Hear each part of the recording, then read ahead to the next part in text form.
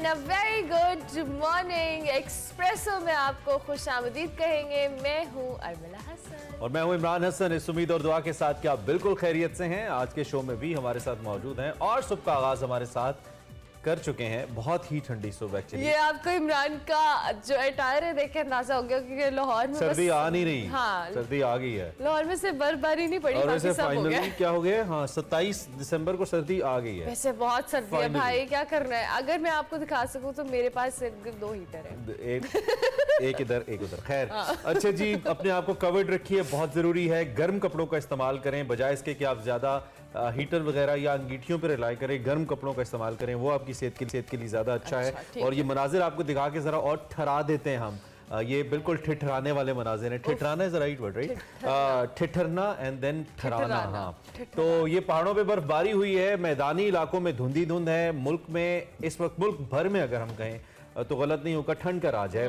निज़ाम जिंदगी बुरी तरह मुतासर है। ये बड़ा मसला है ना कि हम सर्दी फिर एंजॉय नहीं कर सकते। जो बालाई इलाके हैं यहाँ पे लिटरली ऐसा लगता है कि लोगों का खून जमा दिया, इतनी ज्यादा बिल्कुल बहुत सर्दी है। दर्जा हरारत गिरने से वाटर चैनल्स में पानी जम गया है। शदीद धुंध के बाद मोटरवेज आज भी मुख्तलिफ मकामात से बंद है, जबकि कौमी शाहराहों पर भी शदीद धुंध है और ट्रैफिक का फ्लो इससे डेफिनेटली मुतासर हो रहा है। जो आपका हद निगाह इंतहाई कम है। लाहौर एयरपोर्ट परवाजों के लिए बंद किया गया। दूसरी जानिब दीगर शहरों की भी बात की जाए तो फ्लाइट ऑपरेशन मुतासिर हुआ है। और महकमा मौसमियात के मुताबिक बारिशों का फिलहाल कोई इम्कान नहीं है, तो लिहाजा ये धुंध और जो स्मॉग मिक्स होके जीरो विजिबिलिटी है ये अभी तक बरकरार रहेगी। और गैर ज़रूरी तौर पर आप ट्रैवल करने से गुरेज करें क्योंकि धुंध में ट्रैफिक मतलब रोड पे जाना इट्सेल्फ बहुत डेंजरस होता है। और मैं उन लोगों को जरूर दाद दूंगी जो धुंध के अंदर वन वे आते हैं, जो वन वे आते हैं और लाहौर में बहुत आते हैं। मतलब ये भी क्या हो गया भाई। और असल में लोग समझते हैं कि कोई दिलेरी है ना, कोई बड़ा काम है, कि धुंध भी है और या तो धुंध में वो स्पीड भी ओवर स्पीडिंग भी कर रहे हैं और धुंध में वो वन वे भी आ रहे हैं। ये कोई दिलेरी नहीं है, ये अपनी लाइफ और लोगों की जिंदगी के साथ। So this is something worst. अच्छा, ये सिर्फ मामला यहाँ पे नहीं है, ये मामला इस वक्त बैनुल-अक़वामी सतह पे भी है। अगर आप अमेरिका और बरतानिया की बात करें, बल्कि वहां तो अल्हम्दुलिल्लाह पाकिस्तान में उस तरह की सूरत हाल नहीं है, अल्लाह करे बने भी ना। वहां पे तो बर्फानी तूफान आ गया ना, और जो अब तक अमवात की तादाद रिपोर्टेडली वो 50 हो गई है, 50 से शायद बढ़ भी गई हो, लेकिन रिपोर्टेड 50 हैं। मोन्टाना की बात करें तो यहाँ पे जो दर्जा हरारत है वो -50 सेंटीग्रेड, -50 तक गिर गया है। न्यूयॉर्क का इलाका है बफेलो, जो जंग से तबाह इलाके का मंजर ऐसा लगता है पेश कर रहा है। इसके अलावा वर्मोंट है, ओहायो है, मिसूरी है, कैंसास है और दीगर इलाके हैं, कोलोराडो है। यहाँ पे भी शदीद बर्फबारी हुई है और क़यामत खेज तूफान है। और मेरे ख्याल में कल तक की जो खबरें थी वो 8-8 फीट तक तो पड़ गई थी बर्फ। और ऐसे नहीं कहते कि पाकिस्तान में ब्लेसिंग है कि हमें हर तरह के मौसम देखने को मिलते हैं और इस तरह के वर्स्ट मौसम देखने को नहीं मिलते, क्योंकि अभी हम अमेरिका और कनाडा की बात करें, यहाँ पर इतनी वर्स्ट सिचुएशन होती है। हालांकि दे आर डेवलप्ड कंट्रीज, लेकिन स्टिल ये जो एक नेचुरल फिनोमेनस के बाद जिस तरह से बर्फ जमती है, लोगों की जिंदगियां मुतासिर होती हैं, लोग अपने घरों में महसूस हो जाते हैं। इट्सेल्फ ये डेंजरस है। और अभी भी जो मनाजिर दिखा रही, रोड पर गाड़ियां हैं जिनके ऊपर बर्फ है और वो रोड्स तो ब्लॉक है ही, गाड़ियां भी वहां से मूव नहीं कर सकती। खतरनाक सूरत हाल है जी। हमारी बेस्ट विशेस और ब्लेसिंग्स हैं तमाम उन लोगों के लिए जो वहां के रहने वाले हैं, चाहे वो कनाडा में है या अमेरिका में। उसके अलावा एक बर्फ हमारे जज्बात पे भी कल पढ़ते पढ़ते रह गई।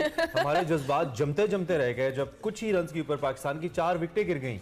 क्रिकेट की हम बात कर रहे हैं। कराची में भी वैसे ठंड है, यहाँ पे भी तस्करा करते चले। बाबर आजम ने एक बार फिर जो रिकॉर्ड बुक है कल उन्होंने पकड़ी ऐसे और उस पर लिखना शुरू कर दिया। उन्होंने सारे नाम मिटाए और हर जगह बाबर आजम लिखना शुरू कर दिया। This is what he do. I mean क्या बात है। कैलेंडर ईयर में सबसे ज्यादा इंटरनेशनल रन बनाने वाले बैटर बाबर आजम, एक साल में सबसे ज्यादा सेंचुरियां करने वाले बाबर आजम। लंदन कप्तान संगाकारा ने 2014 में आपको याद है 25 सेंचुरियां बनाई थी। बाबर ने इस साल 7 सेंचुरियां बनाने वाले और 18 सेंचुरियां बनाने वाले बाबर आजम। मोहम्मद यूसुफ का इसी तरह उनका जो रिकॉर्ड है उसमें भी सबसे ज्यादा रन का रिकॉर्ड भी तोड़ने वाले Babar Azam. And with that Virat Kohli की औसत एवरेज को बीट करने वाले बाबर आजम। सो माशाल्लाह, such a great talent I must say. इतनी यंग एज के अंदर अल्लाह उनको नजरे बद से बचाए और हर किस्म की नजरों से बचाए। बहुत ही कमाल खेल रहे हैं। हमने इन डिटेल बात करनी है। वैसे पाकिस्तान मुस्तहकम पोजीशन में आ गया। I think 317 Pakistan has already scored.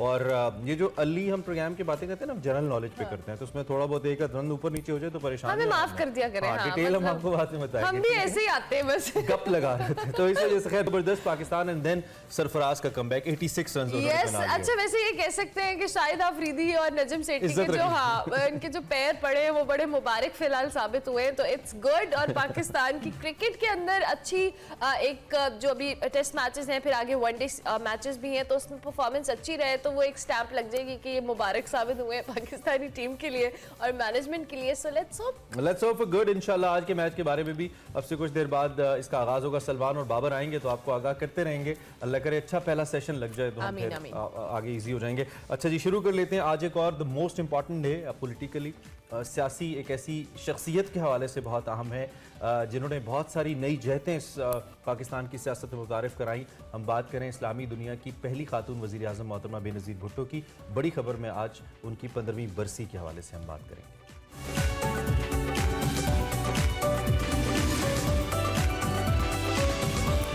किसी ने कहा था ना कि ढूंढोगे अगर मुल्कों मुल्कों, मिलने के नहीं नायाब हैं हम। ये गीत बहुत पहले बना था, लेकिन जब मोहतरमा की शख्सियत के ऊपर इस गीत को चलाया गया उनके जाने के बाद, तो ऐसे लगा कि ये गीत बना ही मोहतरमा बेनज़ीर भुट्टो के लिए है।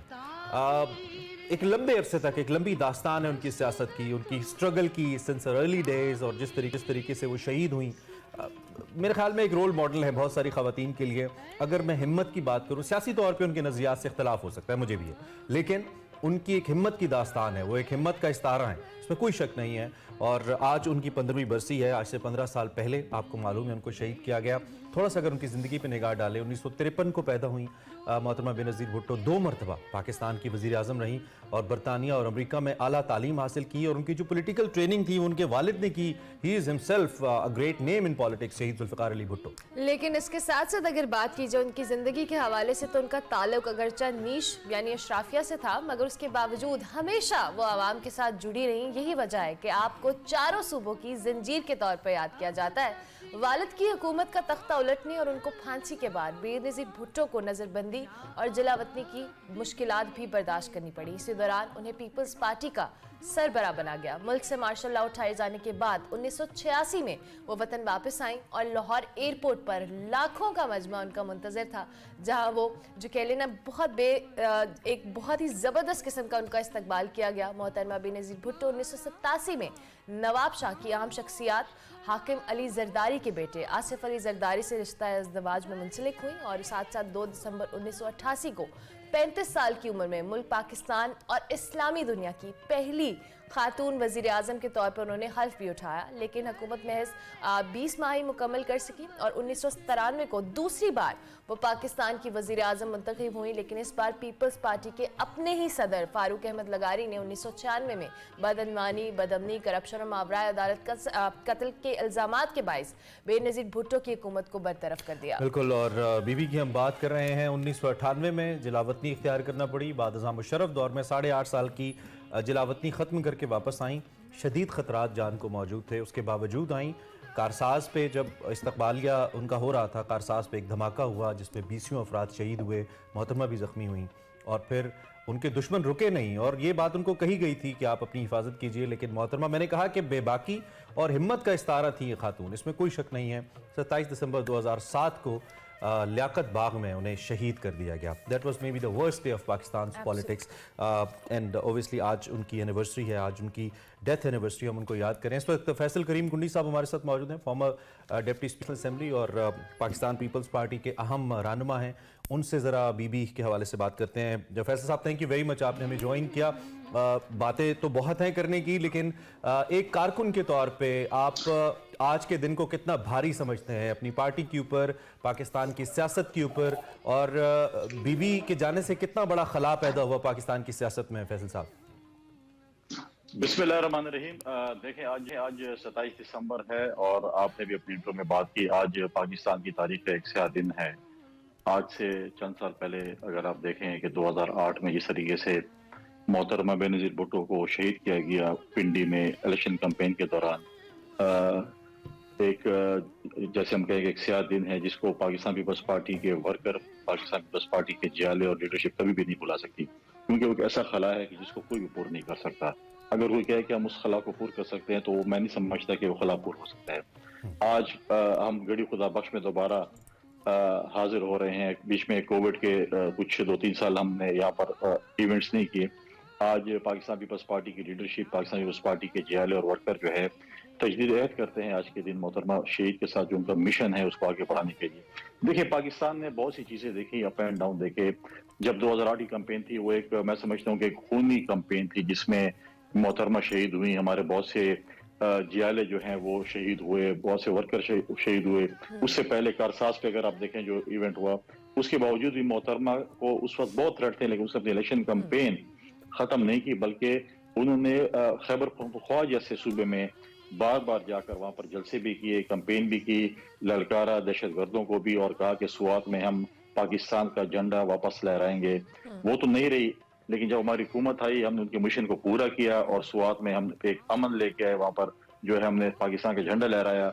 हमने वो स्वात जो है जो कि फौजियों के साथ था, जिन्होंने टेक ओवर की सिक्योरिटी की वजह से हमने सिविलियन हुकूमत के हवाले किया, एडमिनिस्ट्रेशन के हवाले किया और एक अमन का सफर हमने तय किया। बहुत सी कुर्बानियां पाकिस्तान पीपल्स पार्टी की। आज अगर आप गड़ी खुदा बख्श आए तो जो कब्रिस्तान है वो गवाही देता है पाकिस्तान पीपल्स पार्टी के लीडरशिप के, पाकिस्तान पीपल्स पार्टी के जो वहाँ पे वर्कर हैं उनके जो कब्रिस्तान है गड़ी खुदा बख्श का, वो पाकिस्तान की जमहूरियत के लिए कुर्बानियां, पाकिस्तान के लिए जो हमने आइन और कानून के लिए कुर्बानी दी वो सबके सामने है। फैसल साहब, जिस तरह से आपने खुद भी अभी मेंशन किया कि मोहतरमा का जो मिशन था, हम अभी बेबाकी की, दिलेरी की, एक सियासी ख़ानदान से उनका ताल्लुक़ था, उनकी जो ट्रेनिंग थी, सियासी ट्रेनिंग उनके वालिद साहब ने की। अब जिस तरह से जो मिशन, जुल्फ़िकार अली भुट्टो की बात की जाए, फिर मोहतरमा बेनज़ीर भुट्टो की बात की जाए, आपको लगता है कि पीपल्स पार्टी का जो मंशूर है, जो उनका एक सियासी पाथ है, वो उसी तरह से है जो मोहतरमा के दौर में हुआ करता था, या जिस तरह से पीपल्स पार्टी की क़यादत वो कर रही थी? देखिए, बिल्कुल है। मोहतरमा शहीद का अलम आज चेयरमैन बिलावल भुट्टो जरदारी साहब ने बुलंद किया हुआ है। मोहतरमा की शहादत के बाद हमें जो थोड़ा गैप, जो कि आपने देखा कि प्रेसिडेंट जरदारी साहब ने पार्टी की कमान संभाली थी और उन्होंने पार्टी के वर्करों से और पार्टी के जियालों से एक और लीडरशिप से एक अहद किया था कि ये अमानत है मोहतरमा शहीद की, जो मैंने बिलावल भुट्टो जरदारी साहब की सपोर्ट करनी है जब वो अपनी तालीम मुकम्मल करेंगे और प्रैक्टिकल पॉलिटिक्स में आएंगे। तो हमने देखा कि बिलावल भुट्टो जरदारी साहब जब प्रैक्टिकल पॉलिटिक्स में आए, वो कमान आसिफ अली जरदारी साहब ने बिलावल भुट्टो जरदारी साहब के हवाले की। और आज देखें कि एक नौजवान वजीर खारजा जिस तरीके से पाकिस्तान की का केस दुनिया में जो है वो प्रेजेंट कर रहे हैं, वो सबके सामने है। इश्यू में आप देखें कि जिस तरीके से इंडियन वजीर खारजा ने पाकिस्तान पर इल्जाम लगाए दहशतगर्दी के और बाकी चीजों को, उस तरीके उनको जिस तरीके से उन्होंने दो टोक जवाब दिया, वो भी आपके सामने। जिस तरीके से RSS को तकलीफ हुई इंडिया में, और RSS को जो है किसी सियासी जमात को तकलीफ नहीं हुई, RSS को बहुत तकलीफ हुई। और आपने देखा कि जिस तरीके से फिर उन्होंने वहां पर मुजाहरे किए। मैं समझता हूं कि आज जिस तरीके से फॉरेन मिनिस्टर हमारा केस प्रेजेंट कर रहे हैं वो आपके सामने है। माजी में शहीद जुल्फ़िकार अली भुट्टो, मोहतरमा भुट्टो ने जिस तरीके से यूएन में अपने पाकिस्तान का कश्मीरियों का केस प्रेजेंट किया, हमने जो पीपल्स पार्टी की हमने पोजीशन की बात की, इसमें कोई शक नहीं है कि एक वक्त में मुस्लिम लीग नून के साथ अगर सबसे बड़ी स्टेंट थी तो वो पीपल्स पार्टी थी, बल्कि एक वक्त में लीड भी करती थी पाकिस्तान पीपल्स पार्टी। और वक्त के साथ साथ खास तौर पे 2008 के बाद जो पॉलिटिक्स पाकिस्तान पीपल्स पार्टी ने की, वो अच्छी थी या बुरी थी, इस पे तो मैं कोई कमेंट नहीं करता। लेकिन एक चीज बहरहाल हमारे सामने है कि इन टर्म्स ऑफ नंबर्स, जो कि जमहूरियत में सबसे ज्यादा जरूरी होते हैं, पीपल्स पार्टी ने सफर किया। और आज पीपल्स पार्टी की पंजाब के अंदर खास तौर पे जो सबसे बड़ा सूबा है पाकिस्तान का, वो पोजीशन नहीं रही। और आपकी मुखालिफिन कहते हैं कि पीपल्स पार्टी सिर्फ एक सिंध की रीजनल जमात तक महदूद होकर रह गई है। इसकी क्या वजह देखते हैं? क्या बीबी का जाना इसकी वजह थी, पार्टी की पॉलिसीज में तब्दीली या लीडरशिप में तब्दीली? क्या वजह है कि आज पीपल्स पार्टी पंजाब में वैसे नजर नहीं आती जैसे आज से 12-15 साल पहले थी? देखिए, आपके मेजॉरिटी बातों से मैं एग्री करूंगा। ये बड़ा एक डिबेटेबल इशू है। हम जो है क्वांटिटी पे बिलीव नहीं करते, हम क्वालिटी पे बिलीव करते हैं। हम ये नहीं कहते कि हमने जो है ना बस भरनी है, हम क्वालिटी। आज अगर आप देखें पाकिस्तान पीपल्स पार्टी, बिल्कुल मैं कहता हूँ पॉलिटिकल पार्टीज में, खानदानों में, कौमों में जो है उतार चढ़ाव रहता है। जो है उसमें मुश्किल वक्त भी आता है। पाकिस्तान पीपल्स पार्टी में मानता हूँ कि पंजाब में एक मुश्किल वक्त से गुजर रही है, लेकिन मैं इस मुखालफिन की इस बात से एग्री नहीं करूंगा। आज भी जब हम कुछ करते हैं, आज जब भी डिबेट होती है, जब भी किसी टीवी प्रोग्राम से बात होती है, तो पीपल्स पार्टी के बगैर वो प्रोग्राम नामुकम्मल होता है। आसिफ अली जरदारी साहब और बिलावल भुट्टो जरदारी साहब के बगैर वो प्रोग्राम नामुकम्मल होता है। आज भी हमारे मुखालफिन को ये तकलीफ हो रही है कि आसिफ अली जरदारी साहब लाहौर में क्या कर रहे हैं। भाई, आसिफ अली जरदारी साहब पाकिस्तान के शहरी हैं, वो पाकिस्तान के सदर रहे हैं, वो पाकिस्तान के जिस कोने में भी जाए। हमने तो कभी ये नहीं कहा कि इमरान खान साहब जो हैं वो कराची में क्या कर रहे हैं, सिंध में क्या कर रहे हैं, KP या बलूचिस्तान में क्या कर रहे हैं। हर किसी जमहूरी हक है। लेकिन आप देखें कि पाकिस्तान पीपल्स पार्टी के पास जो तजर्बा है, जिस तरीके से हमने एक साबिक वजीर आजम को, जैसे जरदारी साहब ने on the floor of the house कहा था कि अपने बोझ तले खुद गिर जाएंगे, हमने जिस तरीके से, जैसे वो कहते हैं, मक्खी को हमने दूध से निकाल के बाहर रखा, आज उनको जो तकलीफ हो रही है, बोझ से जरदारी उनको हो रहा है, वो आपके सामने है। हम मानते हैं कि माजी में हमारी पोलराइजेशन रही है, PMLN और पाकिस्तान पीपल्स पार्टी की बहुत सी पोलराइजेशन रही है, लेकिन हमने सीखा है, लोग सीखते हैं चीजों से।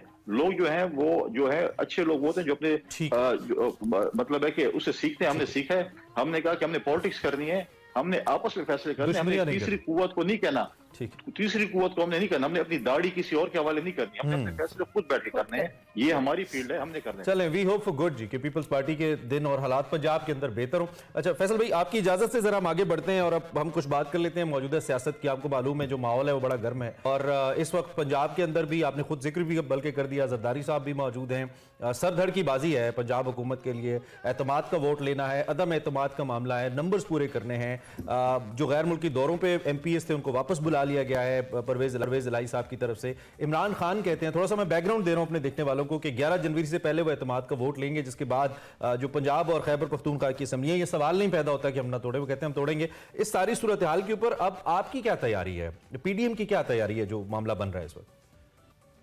देखिए, बात तो यह है कि पाकिस्तान पीपल्स पार्टी PDM का हिस्सा नहीं है, हम PDM से काफी अर्सा पहले निकल चुके थे, हम हुकूमत की इत्तेहादी जमात हैं। दूसरी बात यह है कि देखें, ये पॉलिटिक्स है, इमरान खान साहब को एक जमहूरी हक है। अगर इमरान खान साहब के पास नंबर्स पूरे हैं तो क्यों 11 तारीख से पहले एतमाद का वोट ले रहे हैं? उनको तो चल लीजिए, कब से उन्होंने एतमाद का वोट ले लिया तो उनके वजीर आला ने, उनके इत्तेहादी वजीर आला ने। इमरान खान साहब असम्बलियां नहीं तोड़ना चाहते, इमरान खान साहब ऐसी ही पिच के दोनों तरफ खेलना चाहते हैं, विकेट के दोनों तरफ खेलना चाहते हैं। माजी में जब आप देखें, थोड़ी सी तारीख में अपनी आवाम को बताना चाहता हूं, जब ली चौक में एक जमाने में धरना था और इमरान ने ऐलान किया था कि परवेज खटक मेरे वजीर आला खैबर पख्तूनख्वा तुम असम्बली तोड़ के इस्लामाबाद पहुंचो। परवेज खटक उस वक्त अपोजिशन की मिन्नतें की, उनके पांव पड़े कि आप मेहरबानी करें, आप असम्बलियों में अदम एतमाद की तहरीक लें, KP असम्बली में, क्योंकि मेरे खान साहब को 3-4 दिन बाद पता चलता है कि मैंने जो बात की वो गलत है और उसमें मैंने यूटर्न लेना है। और आपने देखा कि जब अदम एतमाद की तहरीक आई तो फिर जो है वो असम्बली नहीं टूटी, फिर खान साहब ने कहा नहीं परवेज ठीक था, मैं गलत था। उसके बाद एक और फेज आया जब महमूद खान ने दोबारा मिन्नत की कि आप अदम एतमाद की तहरीक जमा करें। अगर खान साहब बहुत ज्यादा इंटरेस्टेड हैं अपनी असम्बलियों से बाहर जाने का, तो उनके पास तो चलो पंजाब में हम मानते हैं कि एक SHO भी उनकी बात नहीं मानता और FIR नहीं होती, परवेज इलाही उनकी बात नहीं मानता और असम्बली नहीं तोड़ते, तो क्या खैबर पख्तूनख्वा का वजीर आला भी उनकी बात नहीं मानता?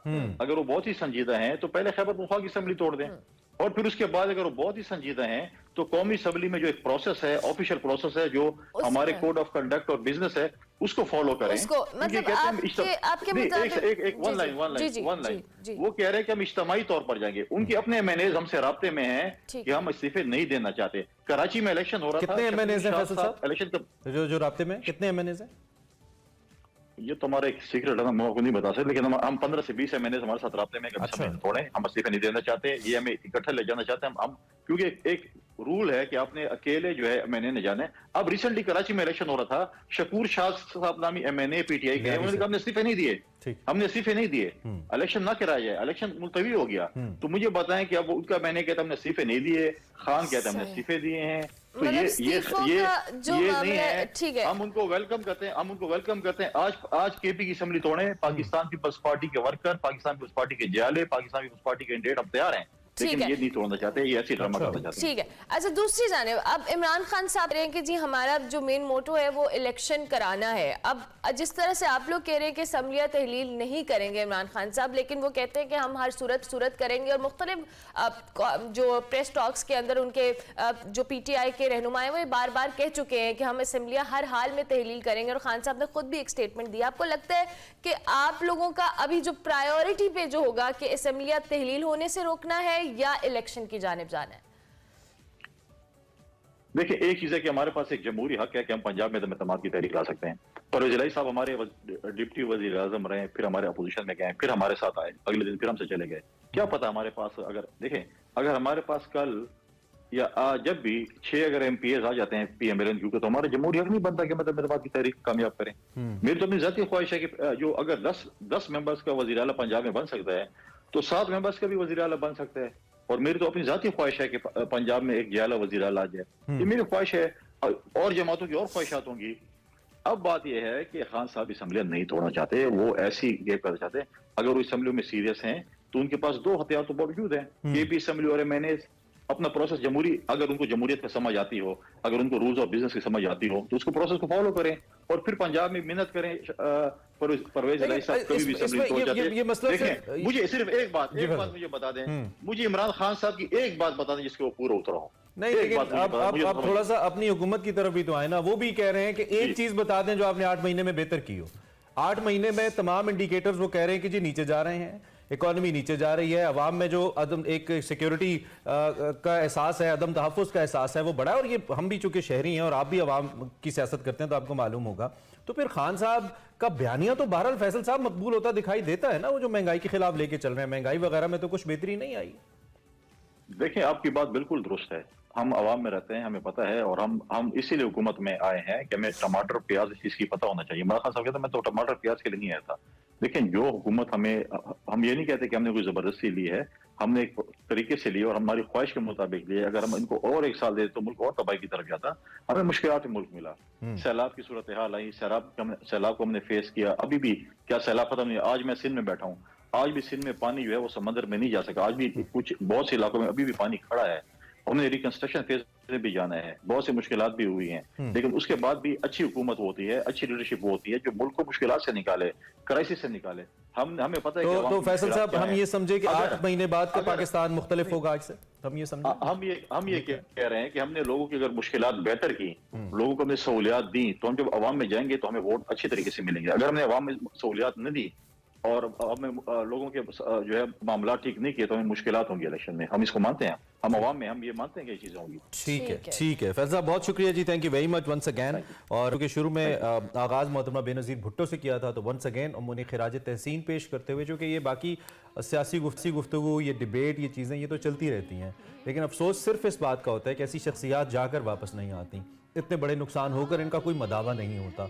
और आज हम सारे उस सिचुएशन पे अगर पछता लें, परेशान हो लें कि ये सिचुएशन क्यों बनी कि एक 2 मरतबा की साबिक वज़ीर आज़म, खातून वज़ीर आज़म को सड़क के ऊपर शहीद कर दिया गया, ऐसे हालात क्यों बने, तो शायद हमारे पास भी जवाब पछतावों के सिवा कुछ नहीं होगा। और सबको मालूम है किसने क्या किया इस मुल्क के अंदर। तो अल्लाह ना करे ऐसा वाक़या कोई दोबारा हो। बहरहाल आज 27 दिसंबर अफसोसनाक दिन है और बीबी शहीद की मग़फ़िरत के लिए, उनके दर्जात की बुलंदी के लिए हमारी दुआएं।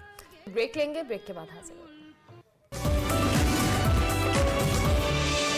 Welcome back to Expresso. Karachi test की बात कर लेते हैं जिसमें पाकिस्तान ने इस वक्त न्यूजीलैंड के खिलाफ दूसरे दिन का खेल शुरू किया है। पहले दिन के इख्तिताम पर आपको पता है कि 5 विकेटों के नुकसान पर 317 रन बने थे। और पाकिस्तान की जानिब से हम अगर बैटिंग लाइनअप की बात करें तो इब्तदाई बैट्समैन हमारे सारे ही तकरीबन नाकाम हुए। अब्दुल्ला शफीक, इमामुल हक, उन्होंने इनिंग का आगाज़ किया, लेकिन ये जो कौमी टीम के ओपनर्स थे अच्छा आगाज़ नहीं फराम कर पाए।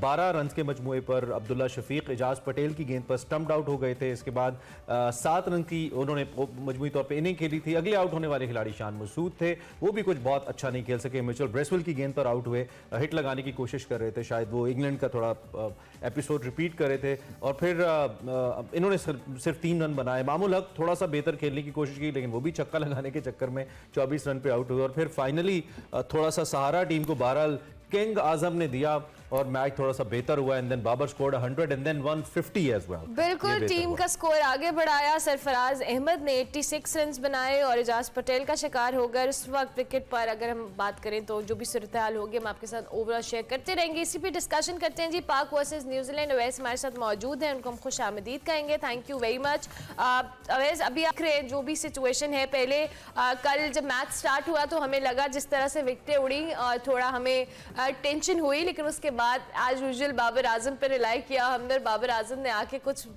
जो कह लेना संभाली गेम को। सो कैसे देख रहे हैं आप कल के मैच को? और आज चूंकि अब शुरू हो गया है 10 बजे। अस्सलाम वालेकुम जी। एक तो एक अच्छी चीज़ है क्योंकि आपको पता है अनफॉर्चुनेट, जैसे इमरान भाई ने भी कहा, एक तो भड़ास भी इमरान भाई ने निकाली, ऑब्वियसली भड़ास मेरी अंदर भी थी कि आपके ओपनिंग डिपार्टमेंट जो सा कल वो फ्लॉप हुआ। लेकिन एक अच्छी बात है कि बाबर आजम, आपको पता है कि उन पे प्रेशर भी है, क्योंकि आपको याद हो कि जब नई एक मैनेजमेंट आई थी पाकिस्तान क्रिकेट बोर्ड में तो बात स्टार्ट हो गई थी कि शायद बाबर आजम को कप्तानी से उतार दिया जाए। आपको पता है कि सोचना भी मत, एक टैग लाइन जो उनसे बड़ी मशहूर सोचना भी मना है, सोचना भी मना है, वो स्टार्ट हो गई थी टैग लाइन। लेकिन एक अच्छी बात के क्योंकि उनको बैकअप किया गया, यहाँ पर उनकी परफॉर्मेंस आपको नजर आई, क्योंकि एक अंडर प्रेशर मैं कहता हूँ पाकिस्तान की कप्तानी हमेशा आसान नहीं होती।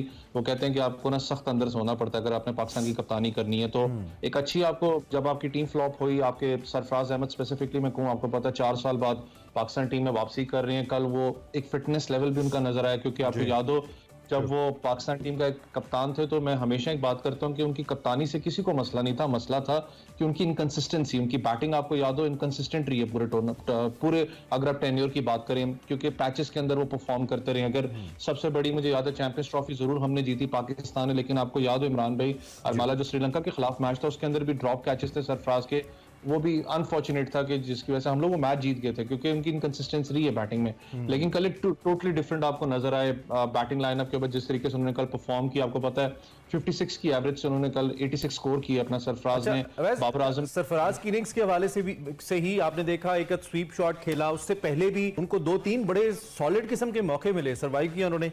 तो क्या इतनी कंसेशन हम दे सकते हैं सरफराज को, क्योंकि 4 साल बाद उनकी वापसी हुई है, थोड़ा प्रेशर भी होता है, फिर बीच में थोड़ा उनको आई थिंक वो मसल का भी थोड़ा सा प्रॉब्लम हुआ, अनफिट होते होते रह गए। तो हम थोड़ा सा ये क्वेश्चन दे सकते हैं या नहीं सरफराज की इनिंग्स में as a independent analyst you wanted some more perfection, आप समझते हैं ज्यादा फ्लॉलेस होनी चाहिए थी? देखिए इमरान भाई ऑब्वियसली 4 साल बाद एक लड़का जब वापस आता है, आपको पता होगा जब प्रेस कॉन्फ्रेंस में उन्होंने कल बात की तो वो कह रहे थे कि मुझे ऑब्वियसली आपको प्रेशर और हीट फील होती है जब आप वापस आते हो इतने बड़े टेन्योर के बाद। लेकिन कल जिस तरीके से आपको पता है कि आपके 3 जब बड़े बैट्समैन आउट हो गए, वहां पर आपको कहीं ना कहीं दिलासा चाहिए था, वहां आपको बिल्ड करनी थी इनिंग्स, उन्होंने अच्छी बिल्ड की है बाबर आजम के साथ। शाउद शकील भी आपको पता है वो कहीं 22 रन बना के आउट हुए थे। लेकिन अगर आप दोनों बैट्समैन की बात करें, बाबर और सरफराज की, तो 58 से आई गेस एवरेज की बैटिंग से बाबर खेल रहे थे 56 की, उन्होंने मेंटेन करके वो पेस अपनी रखी है यहाँ पर। इसलिए मैं तनकीद नहीं उनके ऊपर करना चाह रहा, क्योंकि देखें काफी अरसे के बाद आए हैं, जो उस वक्त आपको इनिंग्स की जरूरत थी उन्होंने कल वो आपको बना के दी है, क्योंकि पाकिस्तान के लिए बहुत एक इंपॉर्टेंट हमेशा बात रखें, याद रखें, चाहे आप टेस्ट क्रिकेट पाकिस्तान की उठा लें, चाहे वो 3-0 की डिफीट जो हमने इंग्लैंड से ली, चाहे आप टेस्ट क्रिकेट देखें तो पाकिस्तान हमेशा फॉल्टर करता है तीसरी और चौथी इनिंग्स के अंदर, वो बड़ी इंपॉर्टेंट होती है पाकिस्तान की। देखिए आप पहले मैच के अंदर इस वक्त आएगा 317 स्कोर आपका है यहाँ पर, 5 खिलाड़ी आउट हैं। मैं कहता हूं कि आज का सेशन पाकिस्तान को 2 सेशंस खेलने चाहिए यहाँ पर, एटलीस्ट आप 450 के करीब अगर आप स्कोर करते हो पाकिस्तान की, क्योंकि बॉलिंग में आप देखो पहला दिन था लेकिन स्पिनर्स ने आउट किए हैं यहाँ पर, उन्होंने 2-2 खिलाड़ियों को आउट किया स्पिनर्स ने न्यूजीलैंड के। तो स्पिन कहीं ना कहीं रोल प्ले करता है कराची विकेट के अंदर। तो अगर पाकिस्तान केपेबल होता है 450 स्कोर करने में, तो पाकिस्तान में मीर हमजा, क्योंकि उनको इंक्लूड किया गया, आपको पता है इससे इस ग्राउंड से बेस्ट मीर हमजा किसी ग्राउंड को नहीं जानते, क्योंकि सिंध की टीम से खेलते भी हैं, कराची ग्राउंड्स का उनको बेहतर पता है। तो यहाँ पर अगर ब्रेक थ्रू पाकिस्तान लेता है न्यूजीलैंड का, क्योंकि न्यूजीलैंड की जो टीम है वो आपको पता है कि न्यूजीलैंड की टीम की इनिंग्स में as a independent analyst you wanted some more perfection, आप समझते हैं ज्यादा फ्लॉलेस होनी चाहिए थी? देखिए इमरान भाई ऑब्वियसली 4 साल बाद एक लड़का जब वापस आता है, आपको पता होगा जब प्रेस कॉन्फ्रेंस में उन्होंने कल बात की तो वो कह रहे थे कि मुझे ऑब्वियसली आपको प्रेशर और हीट फील होती है जब आप वापस आते हो इतने बड़े टेन्योर के बाद। लेकिन कल जिस तरीके से आपको पता है कि आपके 3 जब बड़े बैट्समैन आउट हो गए, वहां पर आपको कहीं ना कहीं दिलासा चाहिए था, वहां आपको बिल्ड करनी थी इनिंग्स, उन्होंने अच्छी बिल्ड की है बाबर आजम के साथ। शाउद शकील भी आपको पता है वो कहीं 22 रन बना के आउट हुए थे। लेकिन अगर आप दोनों बैट्समैन की बात करें, बाबर और सरफराज की, तो 58 से आई गेस एवरेज की बैटिंग से बाबर खेल रहे थे 56 की, उन्होंने मेंटेन करके वो पेस अपनी रखी है यहाँ पर। इसलिए मैं तनकीद नहीं उनके ऊपर करना चाह रहा, क्योंकि देखें काफी अरसे के बाद आए हैं, जो उस वक्त आपको इनिंग्स की जरूरत थी उन्होंने कल वो आपको बना के दी है, क्योंकि पाकिस्तान के लिए बहुत एक इंपॉर्टेंट हमेशा बात रखें, याद रखें, चाहे आप टेस्ट क्रिकेट पाकिस्तान की उठा लें, चाहे वो 3-0 की डिफीट जो हमने इंग्लैंड से ली, चाहे आप टेस्ट क्रिकेट देखें तो पाकिस्तान हमेशा फॉल्टर करता है तीसरी और चौथी इनिंग्स के अंदर, वो बड़ी इंपॉर्टेंट होती है पाकिस्तान की। देखिए आप पहले मैच के अंदर इस वक्त आएगा 317 स्कोर आपका है यहाँ पर, 5 खिलाड़ी आउट हैं। मैं कहता हूं कि आज का सेशन पाकिस्तान को 2 सेशंस खेलने चाहिए यहाँ पर, एटलीस्ट आप 450 के करीब अगर आप स्कोर करते हो पाकिस्तान की, क्योंकि बॉलिंग में आप देखो पहला दिन था लेकिन स्पिनर्स ने आउट किए हैं यहाँ पर, उन्होंने 2-2 खिलाड़ियों को आउट किया स्पिनर्स ने न्यूजीलैंड के। तो स्पिन कहीं ना कहीं रोल प्ले करता है कराची विकेट के अंदर। तो अगर पाकिस्तान केपेबल होता है 450 स्कोर करने में, तो पाकिस्तान में मीर हमजा, क्योंकि उनको इंक्लूड किया गया, आपको पता है इससे इस ग्राउंड से बेस्ट मीर हमजा किसी ग्राउंड को नहीं जानते, क्योंकि सिंध की टीम से खेलते भी हैं, कराची ग्राउंड्स का उनको बेहतर पता है। तो यहाँ पर अगर ब्रेक थ्रू पाकिस्तान लेता है न्यूजीलैंड का, क्योंकि न्यूजीलैंड की जो टीम है वो आपको पता है कि न्यूजीलैंड की team as compare to England नहीं खेलती। आपको याद हो जिस वक्त टीम साउथ सरफराज चले, दूसरी जाने मीर हमजा भी चल जाते हैं, तो फिर अफरीदी और अफरीदियन कंपनी और सेठियन कंपनी की तो चांदी अच्छा, है। ये सवाल अवैस हम करना चाहेंगे और हम इंट्रो में भी पहले बात कर रहे थे कि अभी जो पाकिस्तानी टीम कल बाबर आजम ने जिस तरह से रिकॉर्ड बनाए, परफॉर्मेंस अच्छी रही, बाद में जैसे भी प्लेयर्स आए, तो ये जो शाहिद आफरीदी और नजम सेठी साहब के कदम है पीसीबी मैनेजमेंट के, ये मुबारक साबित हुए हम कह सकते हैं। अल्लाह करे मुबारक साबित हो, क्योंकि आपको याद हो हरमला साबित कराने पे तुली मियां अवैस के कदम मुबारक हैं। मैं चाह रही हूं कि कुछ ये अच्छा रमीज चीज़ राजा हो। फैंस की सख्त मुखालफत ले रही है अपने। ये वही ना चाह रही है कि ताकि यहाँ से हम लोग निकले बाहर तो लोग हमें कहें खैर है भाई क्या कर रहे हो। लेकिन देखिए जो भी चीज़ हो मैं कहता हूँ कि पाकिस्तान क्रिकेट के लिए अच्छी हो। देखिए ऑब्वियसली कुछ अपना इफ्स एंड बट्स भी होते हैं, नेगेटिव चीज़ें भी होती हैं, पॉजिटिव होती हैं, लेकिन एक जो मुझे सिर्फ इस अच्छी बात है, मैं अगर आप पूरे क्रिकेट की बात करें, चाहे इंटरनेशनल क्रिकेट को थोड़ा सा साइड पे करके जो डिपार्टमेंटल क्रिकेट है या डोमेस्टिक क्रिकेट है उसकी रिवाइवल की बात होती है, अच्छी बात है। क्योंकि मैं खुद भी चाहता हूँ, मैं बेरोजगारी, देखिए मैं क्रिकेटर हूँ, मैं लड़कों को देखा जो यहाँ पर बेरोजगार है बेचारे के, उनके पास जॉब्स नहीं है, वो क्रिकेटर्स जो उनसे थे, आपके एक्स क्रिकेटर्स जो उनसे बेरोजगार हो चुके हैं, चिंचियां चलाते हैं। लेकिन सबसे बड़ा मेरा इस वक्त अरमाला और इमरान भाई सवाल ये रहता है पाकिस्तान क्रिकेट बोर्ड से, आप डिपार्टमेंटल क्रिकेट को रिवाइव कर रहे हो, आप प्राइम मिनिस्टर ऑफिस तक गए हो, सारे मामला किए हैं, किस डिपार्टमेंट के पास पैसे हैं? मुझे सिर्फ इतना बता दें इस वक्त जो कि डिपार्टमेंट क्रिकेट को कर सकता है। मैं नाम नहीं लूंगा, यहाँ कल भी मेरे पास लड़के बैठे हुए थे, वो यही बात कर रहे थे कि यार अभी तक वहां से अपना लेटर्स चले गए डिपार्टमेंट्स को कि स्पोर्ट्स अपनी डिपार्टमेंट को रिवाइव करें, लेकिन वो कर ही नहीं रहे, उनके पास पैसे ही नहीं, आपके सामने की बात है। ये बहुत बड़ा चैलेंज है। दूसरा सबसे बड़ा चैलेंज जो सा पाकिस्तान क्रिकेट बोर्ड की मैनेजमेंट को है, आपको याद हो देखें हमारे लड़कों की हम जब तनकीद करते हैं ना कि पेस बैटरी आपके पास टेस्ट मैचेस में क्यों नहीं आती, वो कहां से आएगी? पाकिस्तान सुपर लीग आपका सबसे बड़ा टूर्नामेंट है, वो T20 टूर्नामेंट है। कायदे आजम ट्रॉफी के बाद मुझे बताएं ग्रूमिंग आपका स्ट्रक्चर क्या है? आपके अंडर 19 के अपना होते थे इंटरनेशनल टूर्स, वो आपके खत्म हो चुके हैं। साल में इक्का दुक्का एक टूर होता है आपका, वो भी किसी को पता नहीं होता। तो इसका हल क्या है? कैसे इस सिचुएशन से कैसे निकले? क्या करे क्रिकेट बोर्ड, क्या करे? देखिए इमरान भाई, डिपार्टमेंट क्रिकेट अपनी जगह है, सबसे बड़ा जो इस वक्त देखें सवालिया निशान पाकिस्तान क्रिकेट बोर्ड पे वो है जो आपको स्ट्रक्चर जो उनसे बनाना होता है, स्ट्रक्चर आप बनाते हो अंडर 19 से, अंडर 19 लेवल के लड़के को आप ग्रूम करके जब आप हाई परफॉर्मेंस सेंटर में लेके आते हो ना, वहां से आप उसको उठा के पाकिस्तान टीम में नहीं फेंकते, आप उसको पाकिस्तान शाहीन्स में फेंकते हो। देखिए एक स्टेप बाय स्टेप है ना। आप पाकिस्तान शाहीन्स के टूर याद हो आपको, वो साइड मैचेस खेलते थे इंग्लैंड के साथ, न्यूजीलैंड के साथ, अब तो टीमें इतनी आ रही है यहाँ पर, तब भी आपको साइड मैचेस नजर नहीं आते पाकिस्तान शाहीन्स के। फिर आपको याद है पाकिस्तान की टीमें बाहर जाके टूर मैचेस खेलती थी, कितना आपको वो ग्रूम लड़के को एक चांस मिलता था, वहां से लड़का पाकिस्तान टीम में आता था, वो खत्म हो चुका है। तो आपको वो चीज रिवाइव करनी पड़ेगी। डिपार्टमेंटल क्रिकेट की आप जहां बात करते हो, हर किसी का फोकस वही होता है, लेकिन अनफॉर्चुनेटली हमें हर अंडर 19 से ये सारी प्रोसेस। अच्छा, एक सवाल इससे पहले कि टाइम हमारा खत्म हो गया वैसे, लेकिन वो कंट्रोवर्सी इतनी ज्यादा है रमीज राजा वर्सेस नजम सेठी, तो ये हो नहीं सकता कि मैं सवाल करूं ना। अच्छा, मैं कर रही थी साहब, मैं मुझे कह रहे थे नहीं, मैं आपके एंटी क्वेश्चन करूंगा ना, काउंटर क्वेश्चन। आप दोनों चाह रहे हैं कि गलत जवाब निकालें। कल फट पड़े रमीज राजा, बोल पड़े कल, जरा इस पे अपना इजहार कीजिए, क्या आप कैसे देख रहे हैं सिचुएशन को? वो कह रहे हैं कि जी चौधराहट के लिए आते हैं नजम सेठी साहब, सहाफत से कमर्शियल ब्रेक लेते हैं, इधर आ जाते हैं, फिर वापस चले जाते हैं, और क्रिकेट का इनको पता कोई नहीं है। और नजम सेठी साहब दूसरी जाने कहते हैं राज साहब तुसी कीता की क्रिकेट नाल जी। देखिए इमरान भाई, दो चीजें मैं कहता हूं कि एक होता है कि आप क्रिकेटर होते हो और एक होता है कि आपके मैनेजरल स्किल्स कितने तगड़े हैं, एडमिनिस्ट्रेशन आप कितने तगड़े एडमिनिस्ट्रेटर। रमीज राजा की अगर आप बात करें तो देखें मुझे पर्सनली पसंद भी थे। अगर आप देखो अभी तक उनका कोई तनकीद सिर्फ एक चीज पे की गई, जो आप 3-0 हारे मैच, उसकी यहाँ पिचेस के ऊपर तनकीद गई। उसके अलावा देखें रमीज राजा के किसी टेन्योर पे तनकीद नहीं हुई थी। आपको याद हो कि यार ये मामलात हो गए, वो मामलात हो गए। पाकिस्तान जूनियर्स लीग स्टार्ट की, बहुत जबरदस्त इंतजाम था आपका।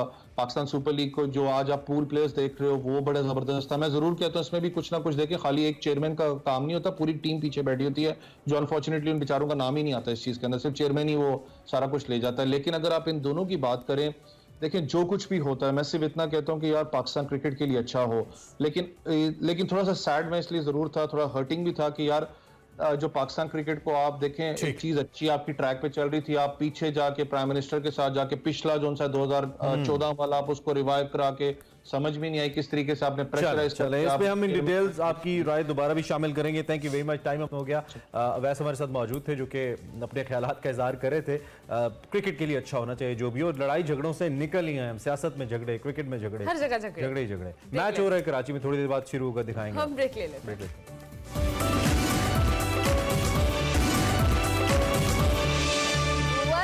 Back to espresso. ब्रेक के बाद वापस आ चुके हैं और अब आपकी मुलाकात हमारे एक्सप्रेसो का उस शख्स से कराने वाले हैं जिसका हिस्सा तो है लेकिन वो कभी भी एक्सप्रेसो में मतलब टिक के नहीं बैठते, वो कहीं ना कहीं लगे रहते हैं। सो वकार अहमद मलिक इस वक्त वादी सून में सफर शद का नया सिलसिला रिकॉर्ड कर रहे हैं और वहाँ के हसीन मनाजिर कैमरे की आंख में महफूज कर रहे हैं ताकि आपको दिखाएं कि पाकिस्तान कितना खूबसूरत है, यहाँ पर रहने वाले लोग कितने खूबसूरत हैं।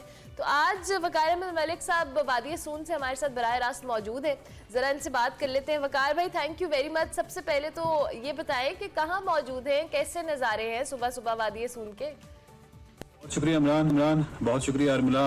बात यह है कि इस वक्त वादी सून केसर में हूँ और सफ़र शर्त की मामूल की एक रिकॉर्डिंग है, बेसिकली इस सिलसिले में आए हैं। और वादी सून केसर जो है उसको अर्जियाती उलूम का घर भी कहते हैं और उसका सकाफती उलूम का जैब घर भी इसको कहा जा सकता है। यहाँ पे जो फ़न है और जो फ़नकार हैं उनकी एक बहुत तवील तारीख़ है और बहुत कमाल फ़नकार यहाँ इस धरती ने पैदा किए हैं। ये जो है वादी सुरखी है जो कि सिर्फ 6 किलोमीटर यानी मेन रोड नौशहरा से जब आप 6 किलोमीटर इस साइड पे आते हैं तो एक प्याला नुमा वादी है जो कि चढ़ाई चढ़ने के बाद आपको बहुत ही हैरत होती है कि इस साइड पे किस तरह एक अचानक एक आबादी जो खुलती है, जो एक मंजर खुलता है एक मोड़ से, तो वो पाकिस्तान के उन मनाजिर में से है जो कि मोड़ पे जो मंजर खुलने के हवाले से जो खूबसूरत शहर और आबादियाँ हैं उनमें से वादी सुरखी एक आबादी है। और इसके अलावा आपको बताता जाऊँ कि ये जो मेरे साथ खड़े हैं इसके हवाले से जो दानिश्वर तबका है उन्होंने अमूमन ये कहा है कि ये जो तबका है ये गुन्नी तबका है और ये बहुत ये यूँ समझिए कि जेन्युइनली मैं बहुत बड़े लोगों के साथ खड़ा हूँ और ये बड़े लोग इस हवाले से हैं कि पूरी लेगेसी है जो फ़न की इन्होंने संभाली रखी और अब आगे इन्होंने मुंतकिल नहीं की।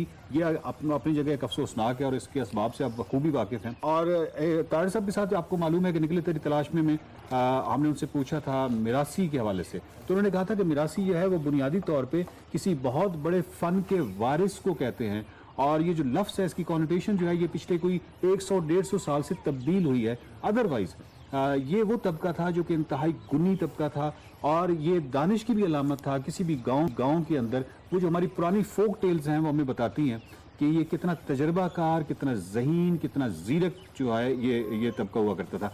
शनाई के हवाले से अगर बात करूं तो उस्ताद अमीर अफसल मेरे साथ खड़े हैं जो कि इस इलाके के बहुत मशहूर हैं। वादी सुरखी से उनको बहुत सारी जगहों पर तलब किया जाता है। शहनाई का छेड़ दिया है और साथ खैर आपके शहनाई नवाज हैं भी और मेरी तो एक फ़ख्र की बात ये भी है कि ये हमारी धरती है। वैसे तो पूरा पाकिस्तान अपना है लेकिन जिस धरती से आपका ताल्लुक़ होता है और मैं समझ सकता हूँ कि आप इस वक्त किस लुत्फ़ से गुजरे होंगे जब आप इन शख्सियात से बात कर रहे हैं। वैसे ये नापैद होता जा रहा है, इसमें कोई शक नहीं और बहुत बड़ी रिवायत ख़तरे में है। तो इस ख़तरे को कैसे देखते हैं? हालांकि खुशी के मौक़ों को यादगार बनाने के लिए वकार भाई शहनाई से बेहतर कोई साजीना है नहीं, क्या कहते हैं आप? क्योंकि अटक से है तो आप बखूबी समझ सकते हैं कि शनाई जो है वो बड़ी एक लाजिम तस्वुर की जाती थी किसी भी शादी के हवाले से। और शादी पे जो शनाई वाले को तलब किया जाए तो ख़वातीन की बहुत बड़ी ख्वाहिश हुआ करती थी कि हमारी जो बेटा है या बेटी है उसकी शादी पे शनाई ज़रूर बजनी चाहिए सहन में, यही तो अलामत है खुशी की। लेकिन मैं आपको ये बताऊँ कि शनाई जो है वो बहुत ही एक पेचीदा एक ऐसा मतलब खूबसूरत मौसीकी है लेकिन इसके अंदर जो पेचीदगी है नफसियाती हवाले से वो गमी और खुशी दोनों के साथ जुड़ी हुई है। तो उसी जब शनाई बजती थी तो एक तरफ तो वो शादी के हवाले से एक ऑफकोर्स एक खुशी की अलामत है लेकिन दूसरी तरफ अपने जो पुराने याद करने वाले हैं तो वो अमूमन आप देखते थे कि वो ख़वातीन जो हैं वो अपने आंसू पूछ रही होती थी। जज्बाती हवाले से देखें और इमोशनल हवाले से देखें तो ये बहुत ही अहम तरीन इंस्ट्रूमेंट है लेकिन ये आहिस्ता आहिस्ता मतरूक होता जा रहा है। जिस तरीके से उस्ताद अमीर अफसल जो है इनकी पूरी फैमिली के अंदर ये पूरी लेगेसी थी लेकिन आगे नहीं जा रही। तो बहुत ही खूबसूरत सुबह है यहाँ पे वादी सुरखी में और मैं चाहता हूँ कि पूरे पाकिस्तान की सुबह जो है उसको ज़्यादा खूबसूरत बनाया जाए और वो इस तरह खूबसूरत बन सकती है कि अगर हम उस्ताद अमीर अफसल साहब से दरख्वास्त करें और उनके जो साथी हैं उनसे दरख्वास्त करें कि हमारी सुबह जो है उसको मज़ीद खूबसूरत करें, मज़ीद रोशन करें, मज़ीद चमकीली करें।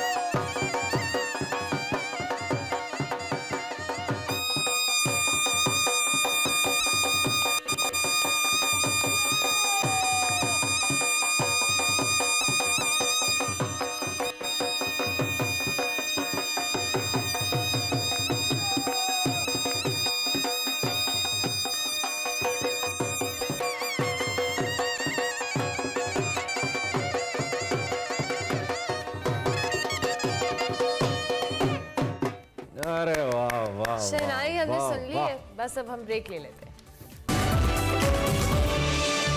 Welcome back to Expresso. बात कर लेते हैं हम कुछ क्रिकेट के हवाले से और टेस्ट मैच आज उसका दूसरा दिन है, पाकिस्तान वर्सेस न्यूजीलैंड, और इस वक्त बाबर आजम आउट हो गए। और आजम आउट हो गए, हमें ये पता चला।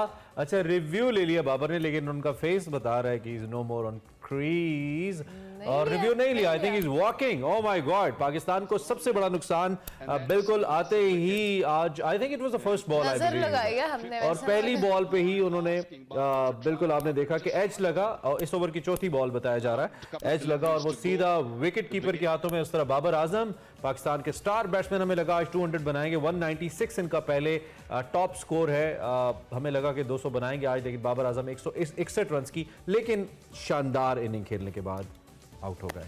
दुखी हो गए हम। नहीं, दुखी ना क्या हो, अभी इकोनॉमी पे बात करनी है और दुखी होंगे आप। छोड़े क्रिकेट को जी, इकोनॉमी में जी आपको बता दें कि माशी अदम इस्तेकाम तो है ही, और सियासी इस्तेकाम से जुड़ा हुआ है। सियासी इस्तेकाम है कि ना होने को आ ही नहीं रहा। गुज़िश्ता 8 माह से मुल्क में जारी जो अनस्टेबिलिटी है, इससे इकोनॉमी बहुत बुरी तरह से मुतासर हो रही है। स्टेट बैंक के ज़खायर गुज़िश्ता 8 साल की कम तरीन सतह पर आ गए और कम अज कम होकर 6.1 अरब डॉलर रह गए हैं। वज़ीर ख़जाना इसहाक डार साहब ने गुज़िश्ता में दावा किया था कि दोस्त ममालिक से 12 से 14 अरब डॉलर मिल जाएंगे और कोई ख़तरे की बात नहीं है, मगर ना दोस्त ममालिक से रकम के कोई आसार नजर आ रहे हैं और ना ही मईशत हमें कुछ स्टेबल होती हुई नजर आ रही है। बिल्कुल, उधर जो आलमी रेटिंग एजेंसीज हैं वो पाकिस्तान की रेटिंग को मजीद कम कर रहे हैं। मनफी रेटिंग में मजीद कमी हो रही है, रुपए की कदर कम हो रही है। हम क्या बताएं, कहाँ तक सुनेंगे, कहाँ तक सुनाएं। IMF के साथ जो हमारी स्टाफ लेवल पर मुआहदे की बात है, उस पर अमल दरामद के लिए मजीद शराइत का IMF कह रहा है, डू मोर का कह रहा है, और कि खदशा जाहिर किया जा रहा है कि रवां साल 7,470 अरब रुपए का जो टैक्स हदफ है वो हासिल नहीं हो पाएगा। It was an ambitious target, लेकिन पाकिस्तान ने इससे पहले पिछले फिस्कल ईयर में बहुत अच्छा किया था। तहरीक इंसाफ और हुकूमत दोनों इस सूरत हाल के एक दूसरे को जिम्मेदार ठहराती हैं, और अगर मुझसे आप बतौर पाकिस्तानी शहरी पूछें तो मैं भी दोनों को ही ठहराता हूँ। हम भी कहते हैं कि सभी जिम्मेदार हैं, सब ने माशाल्लाह अपना अपना रोल इसमें अदा किया है। जिस वक्त हमारे साथ डॉक्टर खाकान मौजूद हैं, डॉक्टर खाकान नजीब, उनसे हम बात करेंगे और उसकी जानिब भी हम जाएंगे और उनसे हम ये जानने की कोशिश करेंगे कि इस वक्त ये सूरत हाल जो बन गई है, अब ये बन गई है, अब चूंकि हम एक जनरल या यूटिलिटी स्टोर की बात नहीं कर रहे, हम एक डिपार्टमेंट की बात नहीं कर रहे, we are talking about the economy of a country, जो कि एक न्यूक्लियर पावर है, दुनिया का बहुत बड़ा मुल्क है, कि अब इसके बाद प्लान क्या है। और जितने भी लोग इस वक्त अमला दावा कर रहे हैं, जिस भी सियासी जमात से उनका ताल्लुक है, उनके पास कोई इकोनॉमिक रोड मैप है कि जिसके तहत वो ये तब्दीली लाएं? आई गेस नॉट, क्योंकि यहाँ पर एक इतनी अनफॉर्चुनेट चीज़ है कि दुनिया इतनी तरक्की कर रही है। हम दुनिया भर के ममालिक की एग्जांपल देते हैं कि वहाँ के लोगों ने इस तरह की चीज़ें, साइंस में हो, टेक्नोलॉजी में हो, हर चीज़ में। अनफॉर्चुनेटली हम अपनी बेसिक चीज़ों से ही निकल नहीं पा रहे कि हमें आटा, रोटी से ही नहीं निकल पा रहे, तो बेचारे लोग प्रोडक्टिविटी कहाँ से लेकर आएंगे अनफॉर्चुनेटली। और इसका सबसे ज़्यादा नुकसान क्या है कि आपके मुल्क के अंदर जब टैलेंट या स्किल को उस तरह से यूटिलाइज नहीं किया जाएगा तो unfortunately for the longer run आप इस इकोनॉमी में जो सपोर्ट सिस्टम है वो आपके लोग ही हैं जो स्किल बेस्ड वर्क करते हैं, इकोनॉमी में अपना हिस्सा डालते हैं। अगर वो ही उस तरह से कंट्रीब्यूट नहीं करेंगे तो हम तो शायद वहीं पे खड़े होंगे यहाँ 74 साल 75 साल पहले खड़े हुए थे। सो उससे पीछे चले गए हैं। हाँ, वी नीड ऑलरेडी उससे पीछे चले गए हैं। वी नीड टू अंडरस्टैंड कि हम इकोनॉमी और पॉलिटिक्स को अगर डिफरेंट डायमेंशन दो के कनेक्टेड हैं, लेकिन इसको रखें तो तभी हमारे मुल्क के अंदर स्टेबिलिटी आएगी और हम अपना शुमार जो कह लें डेवलप्ड कंट्रीज में करने की जानिब अपना कदम बढ़ा सकते हैं, क्योंकि अभी तो हम दुनिया के ममालिक के मुकाबले बहुत पीछे। इस वक्त की क्वेश्चन ये है कि जो हुकूमत में हैं वो ये कह रहे हैं कि हम रहेंगे तो इस्तेहकाम आएगा, हम चले गए तो इस्तेहकाम नहीं आएगा। जो आने वाले हैं यानी कि इमरान खान साहब वो कहते हैं कि हम आएंगे तो इस्तेहकाम आएगा। इन दोनों से अगर ये सवाल करें कि कैसे, आप दोनों के पास क्या रोड मैप है? इमरान यहाँ तो दोनों के पास नहीं है। यहाँ पे पॉइंट ये है कि दोनों को अपॉर्चुनिटीज या दोनों को मौके मिले हैं और उन्होंने उसको यूटिलाइज नहीं किया। और अनफॉर्चुनेटली चाहे वो खान साहब का दौर हो या नून लीग का दौर हो, दोनों में कहीं ना कहीं पाकिस्तान की इकोनॉमी ने सफर किया है इस सियासत और इस कयास के अंदर। सो अगर आप लोगों को कन्विंस करना चाहते हैं कि आपके पास कोई प्लान है, कोई स्ट्रैटेजी है जिससे इकोनॉमी बेहतर होगी, तो उस प्लान को प्रेजेंट करें, तभी लोग आप पे ट्रस्ट करेंगे। और कहीं स्टार्ट करें, एटलीस्ट स्टार्टेड फ्रॉम समवेयर, कहीं से। पाकिस्तान एक एग्रो बेस्ड कंट्री है, पाकिस्तान एक ऐसा मुल्क है जहां पे खुराक की कमी नहीं हो सकती है। अल्लाह ने इसको ब्लेस किया, लेकिन इस सारी इस इंडस्ट्री को इसको एक डायमेंशन देने की भी तो इस शोबे को ज़रूरत है ना।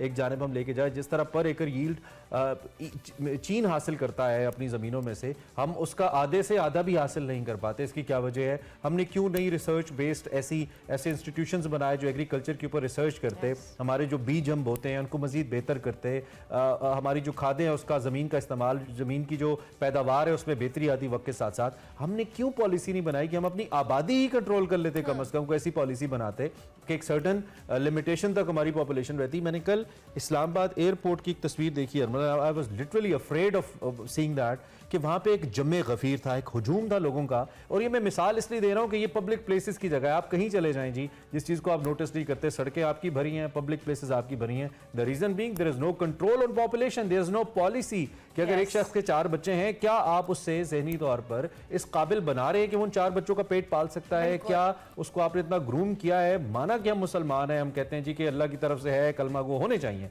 लेकिन कोई पॉलिसी भी तो होती है, कोई प्लान भी तो होता है। तो आपने अपने वसाइल की भी तो मैनेजमेंट खुद ही करनी है, जो हम नहीं कर रहे और उसका जिम्मेदार हम किसी को करा सकते हैं। ये पॉलिसी मेकिंग और उस पर इम्प्लीमेंट करने वालों का मसला है, क्योंकि अवाम तो अपने तौर पे एक आप इंसान को बाशऊर कैसे बना सकते हैं? स्टेट बनाती है, अनफॉर्चुनेटली वो नहीं हो रहा। डॉक्टर खाकान, उसको प्रोस एंड कॉन्स बताए जाते हैं, क्या आप ये करेंगे देन डेफिनेटली उसका अपना फैसला है। डॉक्टर खाकान हमारे साथ मौजूद हैं। Doctor Khaqan, thank you very much for joining us in Expresso. I hope you are doing well. आपसे हम कनेक्टिविटी दोबारा से इस तरह से करने की कोशिश करेंगे लाइव, लेकिन स्टिल चूंकि अभी हम इकोनॉमी की बात कर रहे थे, पॉलिटिकल अनस्टेबिलिटी है और हम इसको ऑब्वियसली ना चाहते हुए हमें इसको इकोनॉमी से रिलेट करना पड़ता है, क्योंकि इसका मेजर हिस्सा है।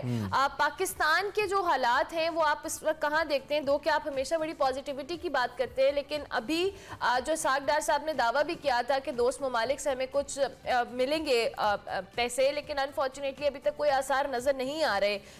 10 दिन पहले हमारी आपके साथ डिस्कशन हुई थी, आपको लगता है इकोनॉमी वहीं स्टैंड करी है या हम थोड़े अब क्रंच की सिचुएशन में जा रहे हैं? डार साहब के दोस्त भी हमारे दोस्तों जैसे हैं, पैसे नहीं दे रहे।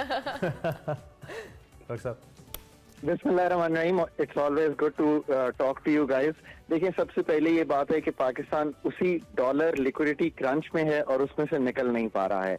जब तक उस डॉलर लिक्विडिटी क्रंच में से निकलेंगे नहीं, ये मसला हल नहीं होगा। उसमें से निकलने के लिए या तो हम IMF के साथ रहें, जिससे पैसे आते रहते हैं, 1.2 बिलियन डॉलर्स आ जाते। नवंबर 3 को हमारा रिव्यू था, वो डिले हो गया, या हम दोस्त ममालिक से पैसे लेकर वक्त गुजारें। मैंने अभी संडे के दिन द न्यूज में एक बड़ा डिटेल्ड इसका एक एनालिसिस लिखा है और उसमें मैंने यही कहा है कि अगर आप वक्त गुजारना चाहते हैं तो जरूर महीने 2 गुजर जाएंगे फ्रेंडली कंट्री से पैसे लेकर। उससे थोड़ी सी आपको स्टेबिलिटी दिखाई देगी, आपके 6 अरब डॉलर के रिजर्व्स आपको 9 अरब डॉलर पर दिखाई देंगे। पर जो मुल्क भी बैलेंस ऑफ पेमेंट्स यानी कि बैरूनी खसारे के चैलेंज में आ जाता है। ठीक है डॉक्टर साहब, जरा आपको रोकूंगा, एक ब्रेक में हमने इमीडिएट हम ब्रेक लेते हैं और दोबारा यहीं से आपकी गुफ्तगू को जारी करेंगे। ब्रेक लेते हैं जी, ब्रेक के बाद आप बैक टू एक्सप्रेसो। हम बात कर रहे थे कुछ इकोनॉमी के हवाले से और इसमें स्टेबिलिटी आई है या नहीं आई। डॉक्टर खाकान नजीब हमारे साथ मौजूद थे। डॉक्टर साहब, अभी आप बात कर रहे थे कि पाकिस्तान अभी तक उसी क्रंच की सिचुएशन में है इकोनॉमी की, इसको बेहतर कैसे किया जा सकता है और क्या होप रखनी चाहिए हमें? देखें, जैसे हमने बात शुरू की, पाकिस्तान का मसला है कि डॉलर्स का इनफ्लो जब तक इन द शॉर्ट रन हम बढ़ाएंगे नहीं, हम इस मुश्किल से निकलेंगे नहीं। और उसके 2 ही तरीके हैं जो हम डिस्कस कर रहे थे। एक आपने रखा कि क्या फ्रेंडली कंट्री से पैसे आ गए हैं, ऑब्वियसली एक डिले है, वो भी नहीं आए। फ्रेंडली कंट्री से पैसे ले लेने से जरूर एक आपको तकवीयत मिलेगी कि 1-2 माह आपको ऐसा लगेगा कि आप उसमें से गुजर सकते हैं। कर लेना चाहिए, बिकॉज अभी हमारे मामलात IMF के साथ तय नहीं पा रहे, कुछ डिफिकल्टी आ रही है। उस डिफिकल्टी को अबूर करना भी बहुत जरूरी है। और मैं हमेशा कहता हूं कि कौम को थोड़ा तैयार करना चाहिए कि इस वक्त you are between a rock and a hard place.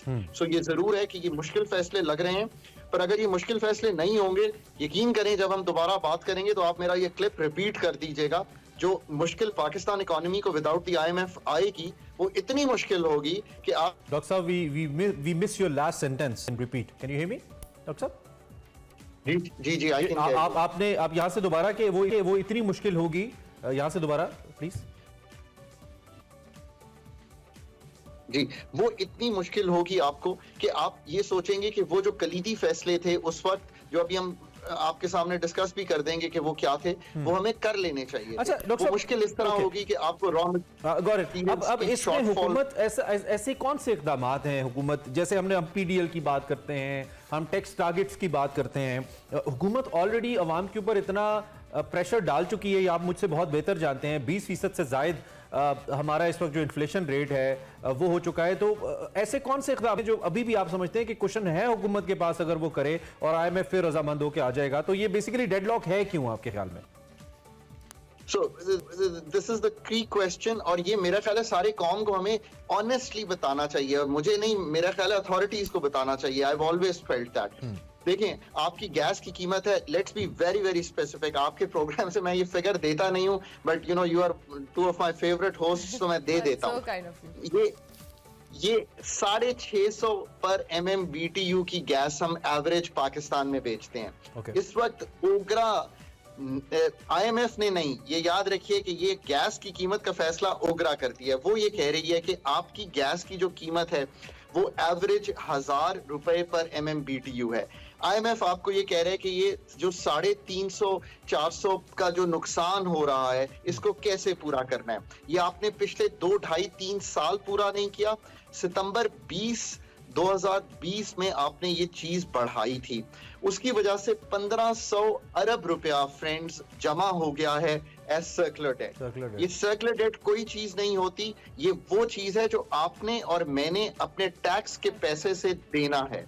It's the liability of the state. It has to be paid by the taxpayers' money, which is mine and yours. वो कह रही है कि आप बिजली गैस की कीमत को रिव्यू कीजिए और 1000 के करीब लाइए, ताकि ये जो नुकसान हो रहा है ये रुक जाए। मतलब ये मैंने एक चीज रखी है। सो ये, इससे तकलीफ होगी सार्फिन को, जरूर होगी, पर again we have to be honest in our judgement.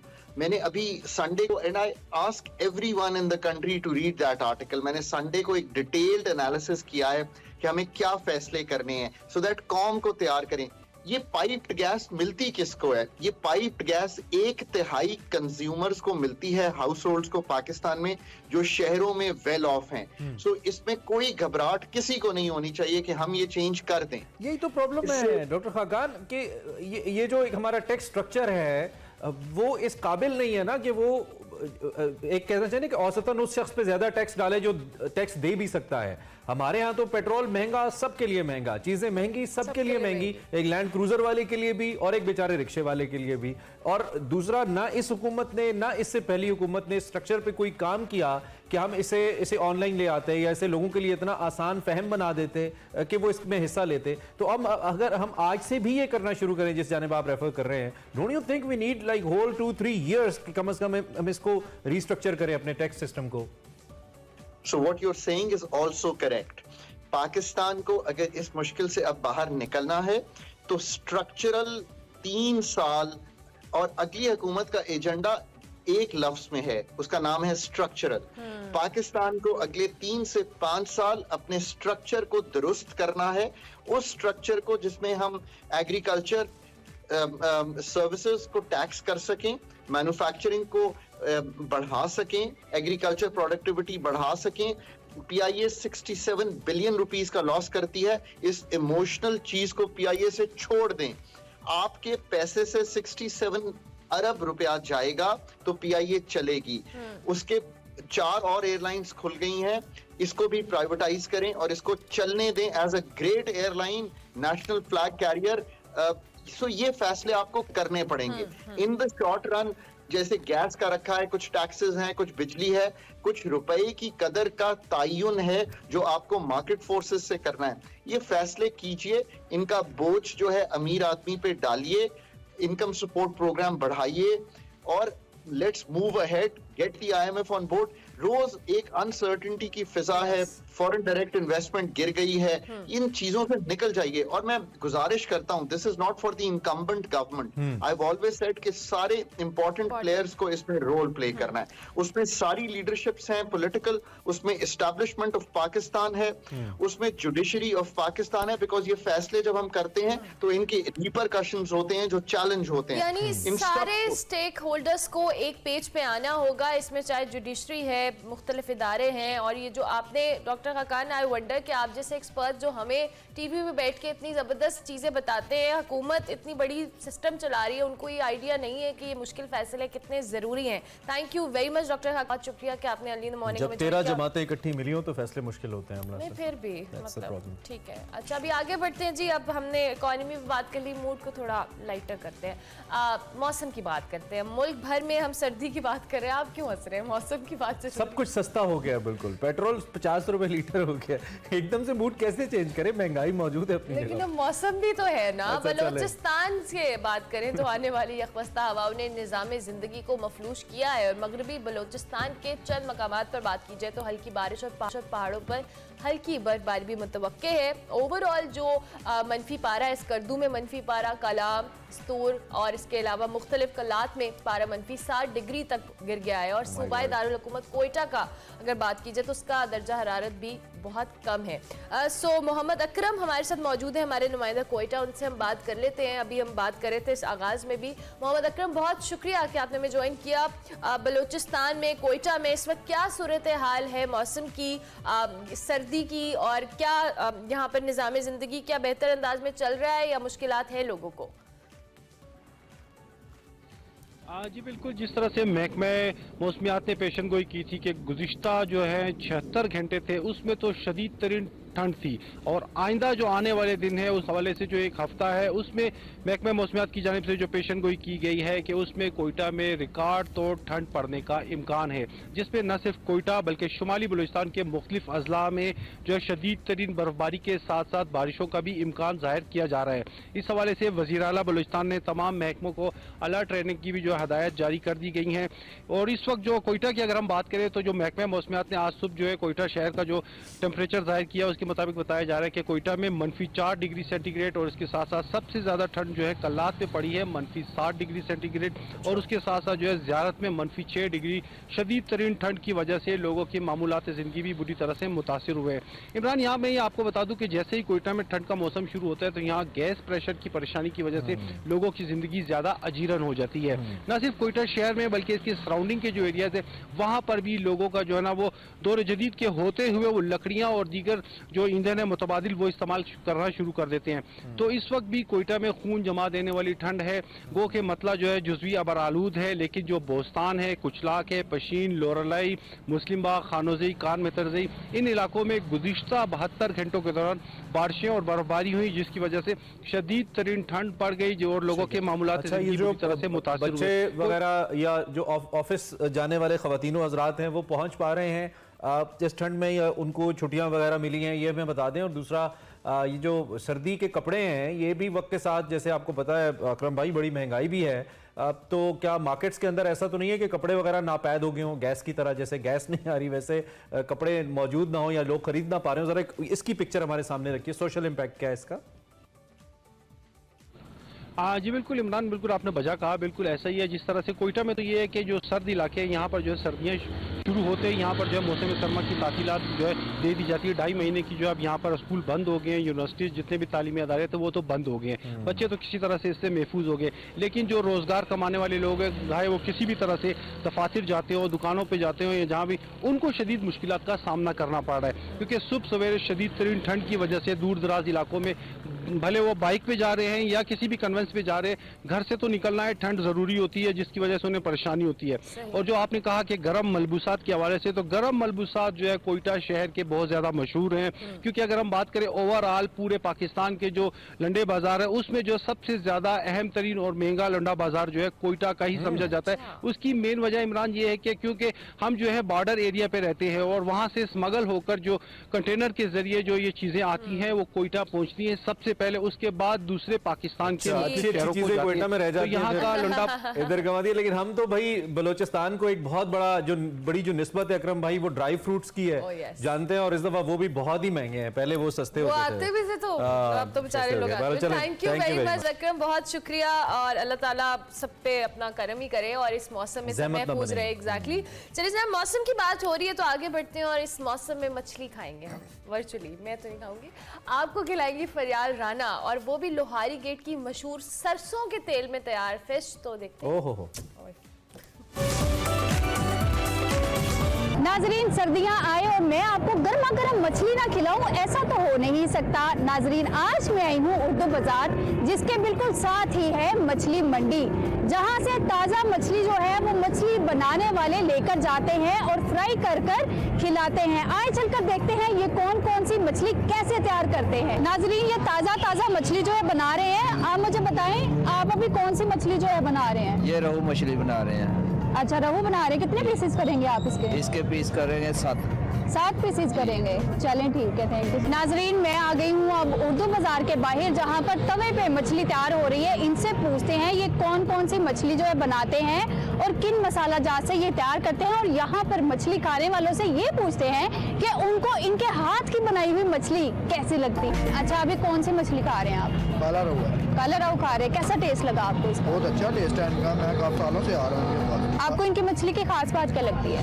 खास बात ये है, इनके साथ ही मछली मंडी है, साथ ताज़ा मच्छी होती है, इनके ताज़ा मसाला लगा होता है, सब कुछ यही होता है कि ताज़ा है सब। सर्दी के मौसम में आप गर्मा गर्म मछली खा रहे हैं, कैसा फील कर रहे हैं? सर्दी के मौसम की स्वाद ही सर्दी की है। खास बात क्या लगी इस मछली की? मसाला इसका अच्छा है, मैं इस तरह का मसाला कहीं भी नहीं मिलता। ठीक है, हमें ये चीज़ अच्छी लगी है। जारी बात है, हम अपनी ड्यूटी से फ्री हुए हैं, ड्यूटी से फ्री हो गई, हमें खाने अक्सर आते होते हैं खाने के। कौन सी मछली खा रहे हैं अभी? हम बाम खा रहे हैं और रोह। अच्छा, तो कितना अर्सा हो गया आपको यहाँ से खाते हुए? हम स्पेशल सुन के आए हैं कि यहाँ पे बहुत अच्छी फिश, हम स्पेशल खाने आए हैं। तो टेस्ट कैसा लगा? टेस्ट बहुत अच्छा, मसाले डिफरेंट है इनके जी, और टेस्ट भी अच्छा है, इनकी बाम अच्छी है। अच्छा, खास बात क्या लगी इनकी मछली की आपको? खास बात ये है कि ये लकड़ी पे बनती है और तेल में, और इसका ये सॉस जो है ये स्पेशल है। पूरे लाहौर में हमने खाया अभी तक ये सॉस नहीं साथ में। चलिए, आप कौन सी मछली खा रहे हैं अभी? जी, मैं ये बाम। टेस्ट कैसा लगा आपको? टेस्ट इनका अच्छा है, बिल्कुल डिफरेंट है। लाहौर में काफ़ी जगह से हम लोगों ने खाई हुई है, लेकिन ये है कि फर्स्ट टाइम ट्राई करने के लिए आए हैं किसी के कहने पे, लेकिन बड़ा अच्छा लगा है और बिल्कुल डिफरेंट टेस्ट है इसका। अच्छा, मसाला जात कैसे लगे आपको? मसाला जात ये है कि एक सॉस जो इनका ये डिफरेंट है थोड़ा सा, जो कि कभी भी मतलब कि हमने किसी फिश के साथ नहीं लिया हुआ। फर्स्ट टाइम यहीं से ट्राई किया और ये बहुत बेस्ट है और बहुत अच्छा है। नाजरीन, यहाँ के रस से आप अंदाजा जरूर लगा सकते हैं कि यहाँ पर मछली कितनी मजेदार बनाई जाती है। आए चलकर देखते हैं कि यहाँ पर कितनी किस्म की मछली तैयार की जाती है। अस्सलाम वालेकुम। वालेकुम सलाम। आपका नाम क्या है? मेरा नाम शहबाज। शहबाज साहब, आप मुझे बताएं, आप कितनी किस्म की मछली बनाते हैं? हम तकरीबन 4-5 किस्म की फ़िश फ्राई करते हैं। कौन कौन सी? इनमें ये मली फ़िश है, ये दरियाई होती है, बगैर कांटे की होती है। इसके अलावा बाम है, सिंगारा मछली होती है, ये बगैर कांटे की होती है। इसके अलावा काला रोहू होता है, और इसके अलावा 2-3 वैरायटियाँ और है जो इस वक्त मौजूद नहीं है, वो भी अवेलेबल होती हैं। अच्छा, चाहिए तो आप मंडी से फ्रेश मछली लेके आते हैं? फ्रेश मछली लेके। जितनी ज्यादा आपके पास मछली की वैरायटी है माशाल्लाह, तो लोग ज्यादातर कौन सी मछली खाना पसंद करते हैं सर्दियों में? ज़्यादातर संगारी मछली और काला रोहू पसंद किया जाता है। इसको हमने कट क्यों लगाए हुए हैं इस मछली को? इसको कट इसलिए लगाया ताकि मसाला इसके अंदर तक जज़ब हो जाए। इसको बनाना वैसे तो बड़ा मुश्किल होता है, मछली की बू होती है, उसको मारना बड़ा मुश्किल बात होती है। तो आप कैसे उसकी बू को हटाते हैं मछली की? मछली की जो अपनी स्मेल होती है, इसको ख़त्म करने के लिए हम अजवाइन का इस्तेमाल करते हैं। अजवाइन से इसकी स्मेल खत्म हो जाती है। उसके बाद इसको वॉश करते हैं, उसके बाद इसको मसाला वगैरह लगा के सेल की जाती है। अच्छा, वैसे गैस वगैरह का चूल्हा भी इस्तेमाल कर सकते हैं, लेकिन लकड़ी का ही क्यों? गैस पे इतना टेस्ट नहीं बनता मछली। ये लोग यहाँ पे इसीलिए ज़्यादातर खाने के लिए आते हैं कि आग पे जो है ना, इसका जो है ना टेस्ट बहुत ज़बरदस्त बनता है। इसके साथ जो लाल चटनी देते हैं वो कैसे तैयार की जाती है? जो हम ये चटनी देते हैं, इसमें अदरक, लहसुन, हरी मिर्च, लाल मिर्च की तैयार की जाती है अजवाइन डाल के, और ये हम ऑयल में, सरसों के ऑयल में फ्राई करके फिर कस्टमर को प्रोवाइड करते हैं। अच्छा, अगर आपसे कोई कच्ची मछली मसाला लगी हुई लेके जाना चाहे तो वो ले सकते हैं आपसे? जी जी, बिल्कुल लेके जा सकते हैं। तो आप कितने टाइम से कितने टाइम तक लगाते हैं ये? तकरीबन हम मगरिब की अजान से रात 3-4 बजे तक लगाते हैं। आजकल ज़रा लॉकडाउन है, इस वजह से 10 बजे 10:30 बजे क्लोज कर देते हैं। थैंक यू सो मच आपके टाइम के लिए। Don't worry, okay. नाजरीन, लोहारी आने का ये फ़ायदा तो है कि यहाँ पर बहुत सारी मछली की वैरायटी है और आपको खाने में ये सिंघाड़ा मछली, मली मछली, राहू मछली और भी बहुत सारी किस्म की जो मछली है वो आप खा सकते हैं, लेकिन हम इसको ट्राई करते हैं सबसे पहले। नाजरीन, लाल मसाले वाली चटनी के साथ ये मछली बहुत ही ज़्यादा लजीज लग रही है। आप लोग भी एक बार ज़रूर ट्राई करें। मिलते हैं अगले नए देसी खाने के साथ। अल्लाह हाफिज।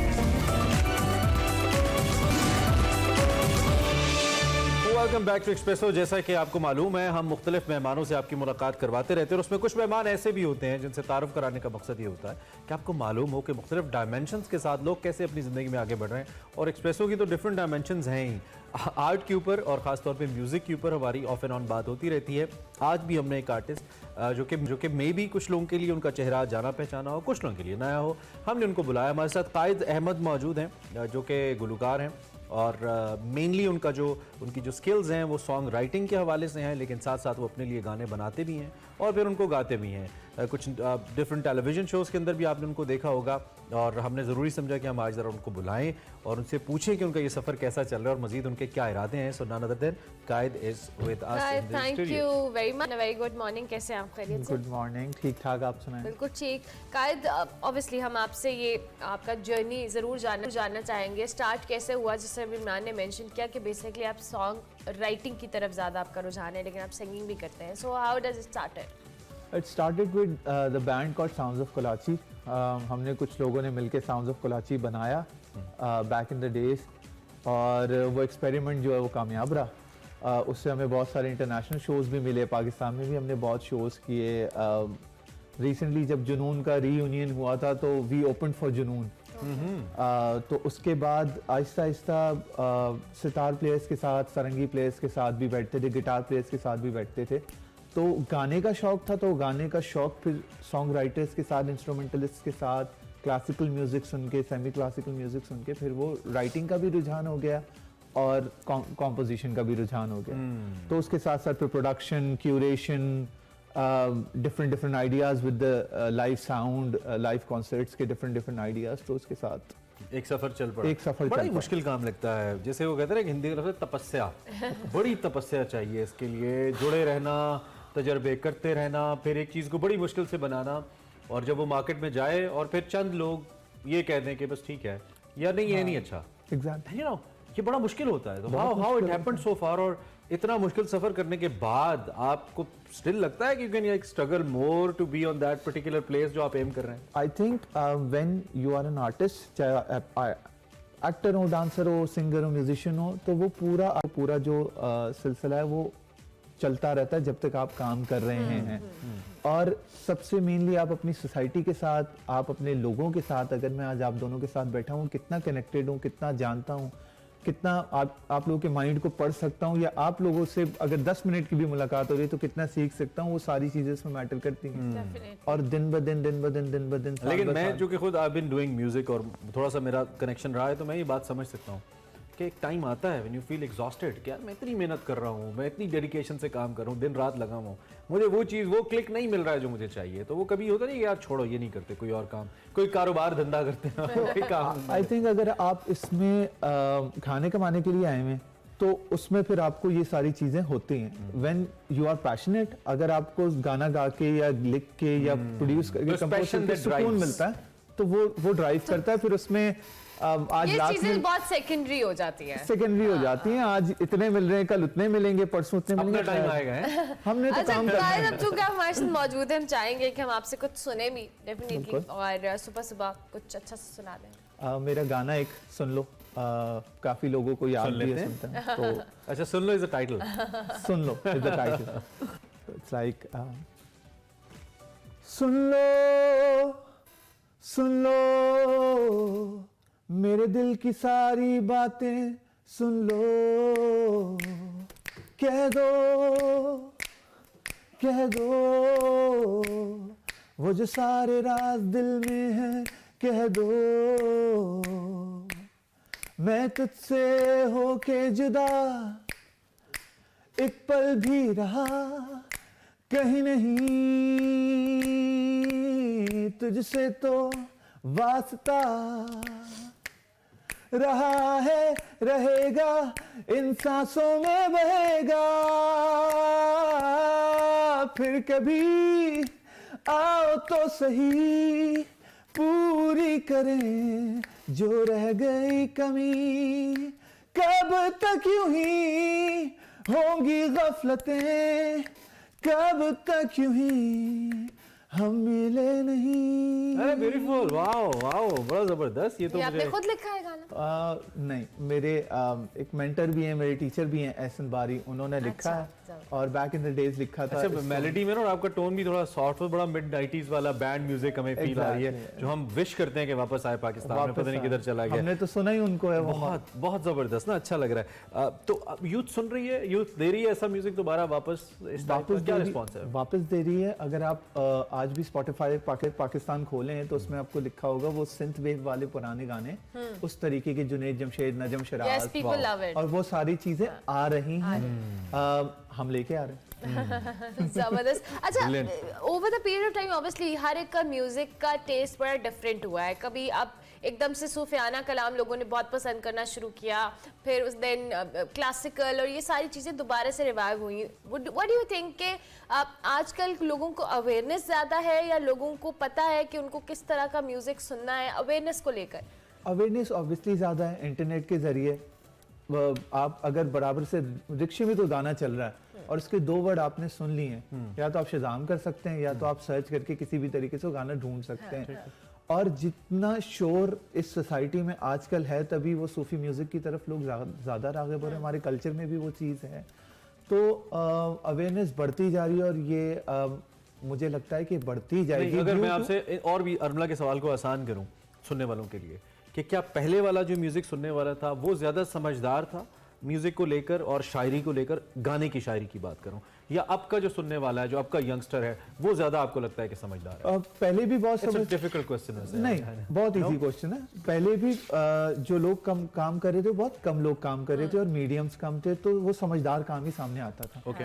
अब अगर आप कहें कि लोग समझदार म्यूजिक नहीं सुन रहे और इस तरह नहीं सुन रहे, तो वो गलत बात होगी। पॉपुलर म्यूजिक हमेशा से पॉपुलर म्यूजिक, लेकिन द काइंड ऑफ सॉन्ग्स जिनके ऊपर अब मिलियंस के अंदर व्यूज आते हैं, एक सेंसिबल म्यूजिशियन या एक अच्छे मौसीकी को समझने वाला शख्स जब उसको सुनता है तो कहता है क्या है इस गाने में? लेकिन my question was related that कि आप कहते हैं कि जो शायद जो लिसनर है उसकी चॉइस या तो खराब हो गई है या इस ट्रैक पे चल गया है कि they like the kind of music जिसके अंदर हमें लगता है कि शायद कुछ भी नहीं। आई थिंक वर्ल्ड ट्रेंड्स होते हैं, उनके लिहाज से वो रैप और इलेक्ट्रॉनिक म्यूजिक का ट्रेंड चल रहा है, तभी वो यहाँ पर आ गया। लेकिन अच्छा म्यूजिक बन रहा है, उस पर मिलियन व्यूज नहीं होंगे, उस पर 50,000 व्यूज होंगे, लेकिन वो अपलोड हो रहा है। मुझे लगता है आजकल लोग कूल होने के लिए भी बहुत तरह का म्यूजिक सुनते हैं, लिमिटेड क्लास है। हाँ, उनको कूल होना होता है कि अच्छा हम ये फलाना म्यूजिक सुनते हैं, be a part of that trend. जो म्यूजिक जो आप अभी भी देखें आप न्यूज चैनल में होते हैं, उसमें जो चीज ज्यादा दिखाई जाती है, जो प्रोपेगेंडा या कुछ भी कह लें, जो ज्यादा बिकता है वो चलता है। तो उसी तरीके से म्यूजिक भी, अगर आज मैं किसी और तरीके के म्यूजिक चलाने लग जाऊं सारे चैनल्स पे, रेडियो पे, उस पे, तो कल बहुत ही हमारी इंटेंस गुफ्तगू होगी म्यूजिक को लेके। थोड़ा इसको अब लाइट करते हैं, कुछ सुनेंगे हम आपसे? सुनेंगे। मेरी नई एल्बम है, उसमें मैंने एक कवाली लिखी है। okay. और उसको थोड़ा सा न्यू एज तरीके से कंपोज किया, तो उसकी चंद लाइनें सुनेंगे। दिल में तेरी ही याद है और आंखों में तेरी ही तस्वीर, दिल में तेरी ही याद है और आंखों में तेरी ही तस्वीर, आसमां तेरा ही रूप है और ज़मीं तेरी ही शबीर, मैं हूँ तेरे बस में आका, तू है मेरे हक में आका, मैं ढलूंगा ना कभी, संभाल के रख मेरे आका, मैं जो आंखें बंद कर लूँ मुझको मिल जाए तू यूं, तेरे पास ही है मेरे दिलो रूह का सुकून, तेरे पास ही है मेरे दिलो रूह का सुकून, मैं हूँ तेरे बस में आका,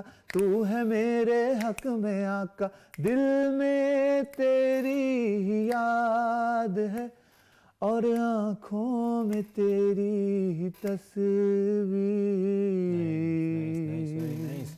It's complimenting actually the subject, जिसको बहुत ज़बरदस्त, क्योंकि बाज़ औक़ात हमें कमर्शलिज्म भी उसमें चाहिए होता है और फिर वो ऐसा मिक्सचर बनता है कि जो, जैसे मैंने देखा है ना, कवाली नाइट्स होती हैं, कवाली नाइट्स को लोग ताजदार हरम के ऊपर people are dancing, I mean ये बहुत हो रहा है आजकल ना, तो ये बहुत अच्छा मुझे लगा, हमें आपसे मिलके बहुत अच्छा लगा। Thank you very much for coming. Anything that you like to say, we have last 1 minute अपने सुनने वालों को जो आज पहली दफ़ा आपको जाने उनको, या जो आपको वैसे फॉलो करते हैं, एनीथिंग। बहुत सारे कॉन्सर्ट्स कर रहा हूँ लाहौर में, कराची में, इस्लामाबाद में। म्यूज़िक अवेलेबल है on Spotify, on every platform. YouTube पे जाएं, लाइक करें, सब्सक्राइब करें, पेज फॉलो करें और कॉन्सर्ट्स में आएँ, म्यूज़िक सुने और इन दोनों को भी लेके सियासत कम करें, म्यूजिक ज्यादा सुने, आपको ज्यादा देंगे आप, और बिजली के बिलों की टेंशन भी कम हो जाएगी। Thank you very much. Thank you. Quaid Ahmad हमारे साथ मौजूद थे, बहुत जबरदस्त गाते हैं, अच्छा म्यूजिक कर रहे हैं, तो उनको जरूर सपोर्ट करें। अभी हम एक ब्रेक लेंगे, ब्रेक के बाद वापस आएंगे, आप देखते हैं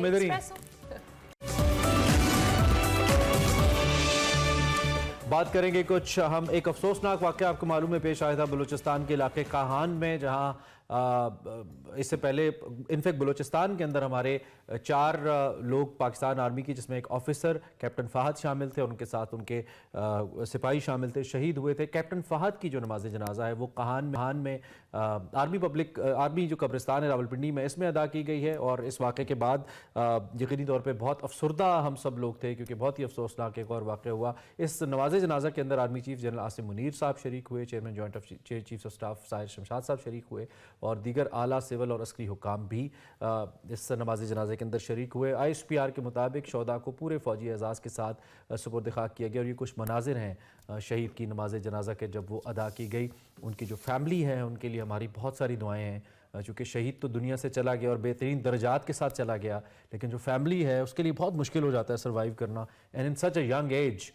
तो हमारी बहुत सारी दुआएं हैं जी इनकी फैमिली के लिए, अल्लाह ताला उनके दर्जात करे। और इस हवाले से हम बात करते हैं, आगे बढ़ते हैं, प्रोग्राम का वक्त ख़त्म हो रहा है, लेकिन जाते जाते हम मिर्ज़ा गालिब के हवाले से बात करेंगे, जिनका यौम पैदाइश है आज। बिल्कुल जी, दुनिया में सुखनवर तो बहुत हैं, लेकिन कहते हैं कि गालिब का है अंदाज़े बयां, और ये उनके शेर का एक मिसरा है। तो आज जनाब उनका यौम पैदाइश, मिर्ज़ा असदुल्ला खां गालिब का यौम पैदाइश मनाया जा रहा है। उनका असल नाम असदुल्ला खां गालिब था। वो 27 दिसंबर 1797 को आगरा में पैदा हुए। मिर्ज़ा गालिब उर्दू के अजीम शायर थे। उन्होंने उर्दू शायरी को यकीनी तौर पर कई नई जहतें दी और बेपनाह वुसअत दी। दूर था कि वो अपनी ज़िंदगी के मुशाहिदात, हक़ाइक़ और इंसानी नफ्सियात को गहराई में जाकर समझते थे और इसे बड़ी ही सादगी से आम लोगों की समझ बूझ के लिए बयान कर देते थे। गालिब इब्तदा में फ़ारसी और मुश्किल उर्दू ज़बान में शायरी करते थे। मुआसरीन के तानों के बाद आसान ज़बान, तख़य्युल और फ़लसफ़ियाना अंदाज में ढाला कि कोई और शायर उनके मुद्दे मुकाबिल नज़र ही नहीं आता था। मिर्ज़ा गालिब की शायरी में मोहब्बत और ज़िंदगी से वाबस्तगी भी बड़ी शिद्दत से नज़र आती है। कोई उम्मीद बर नहीं आती, कोई सूरत नज़र नहीं आती, मौत का एक दिन मुअय्यन है, नींद क्यों रात भर नहीं आती। पहले आती थी हाले दिल पे हंसी, अब किसी बात पर नहीं आती।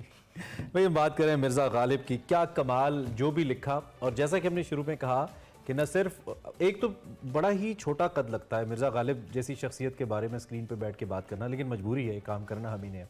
तो नई जहतें और कमाल वुसअत अता की।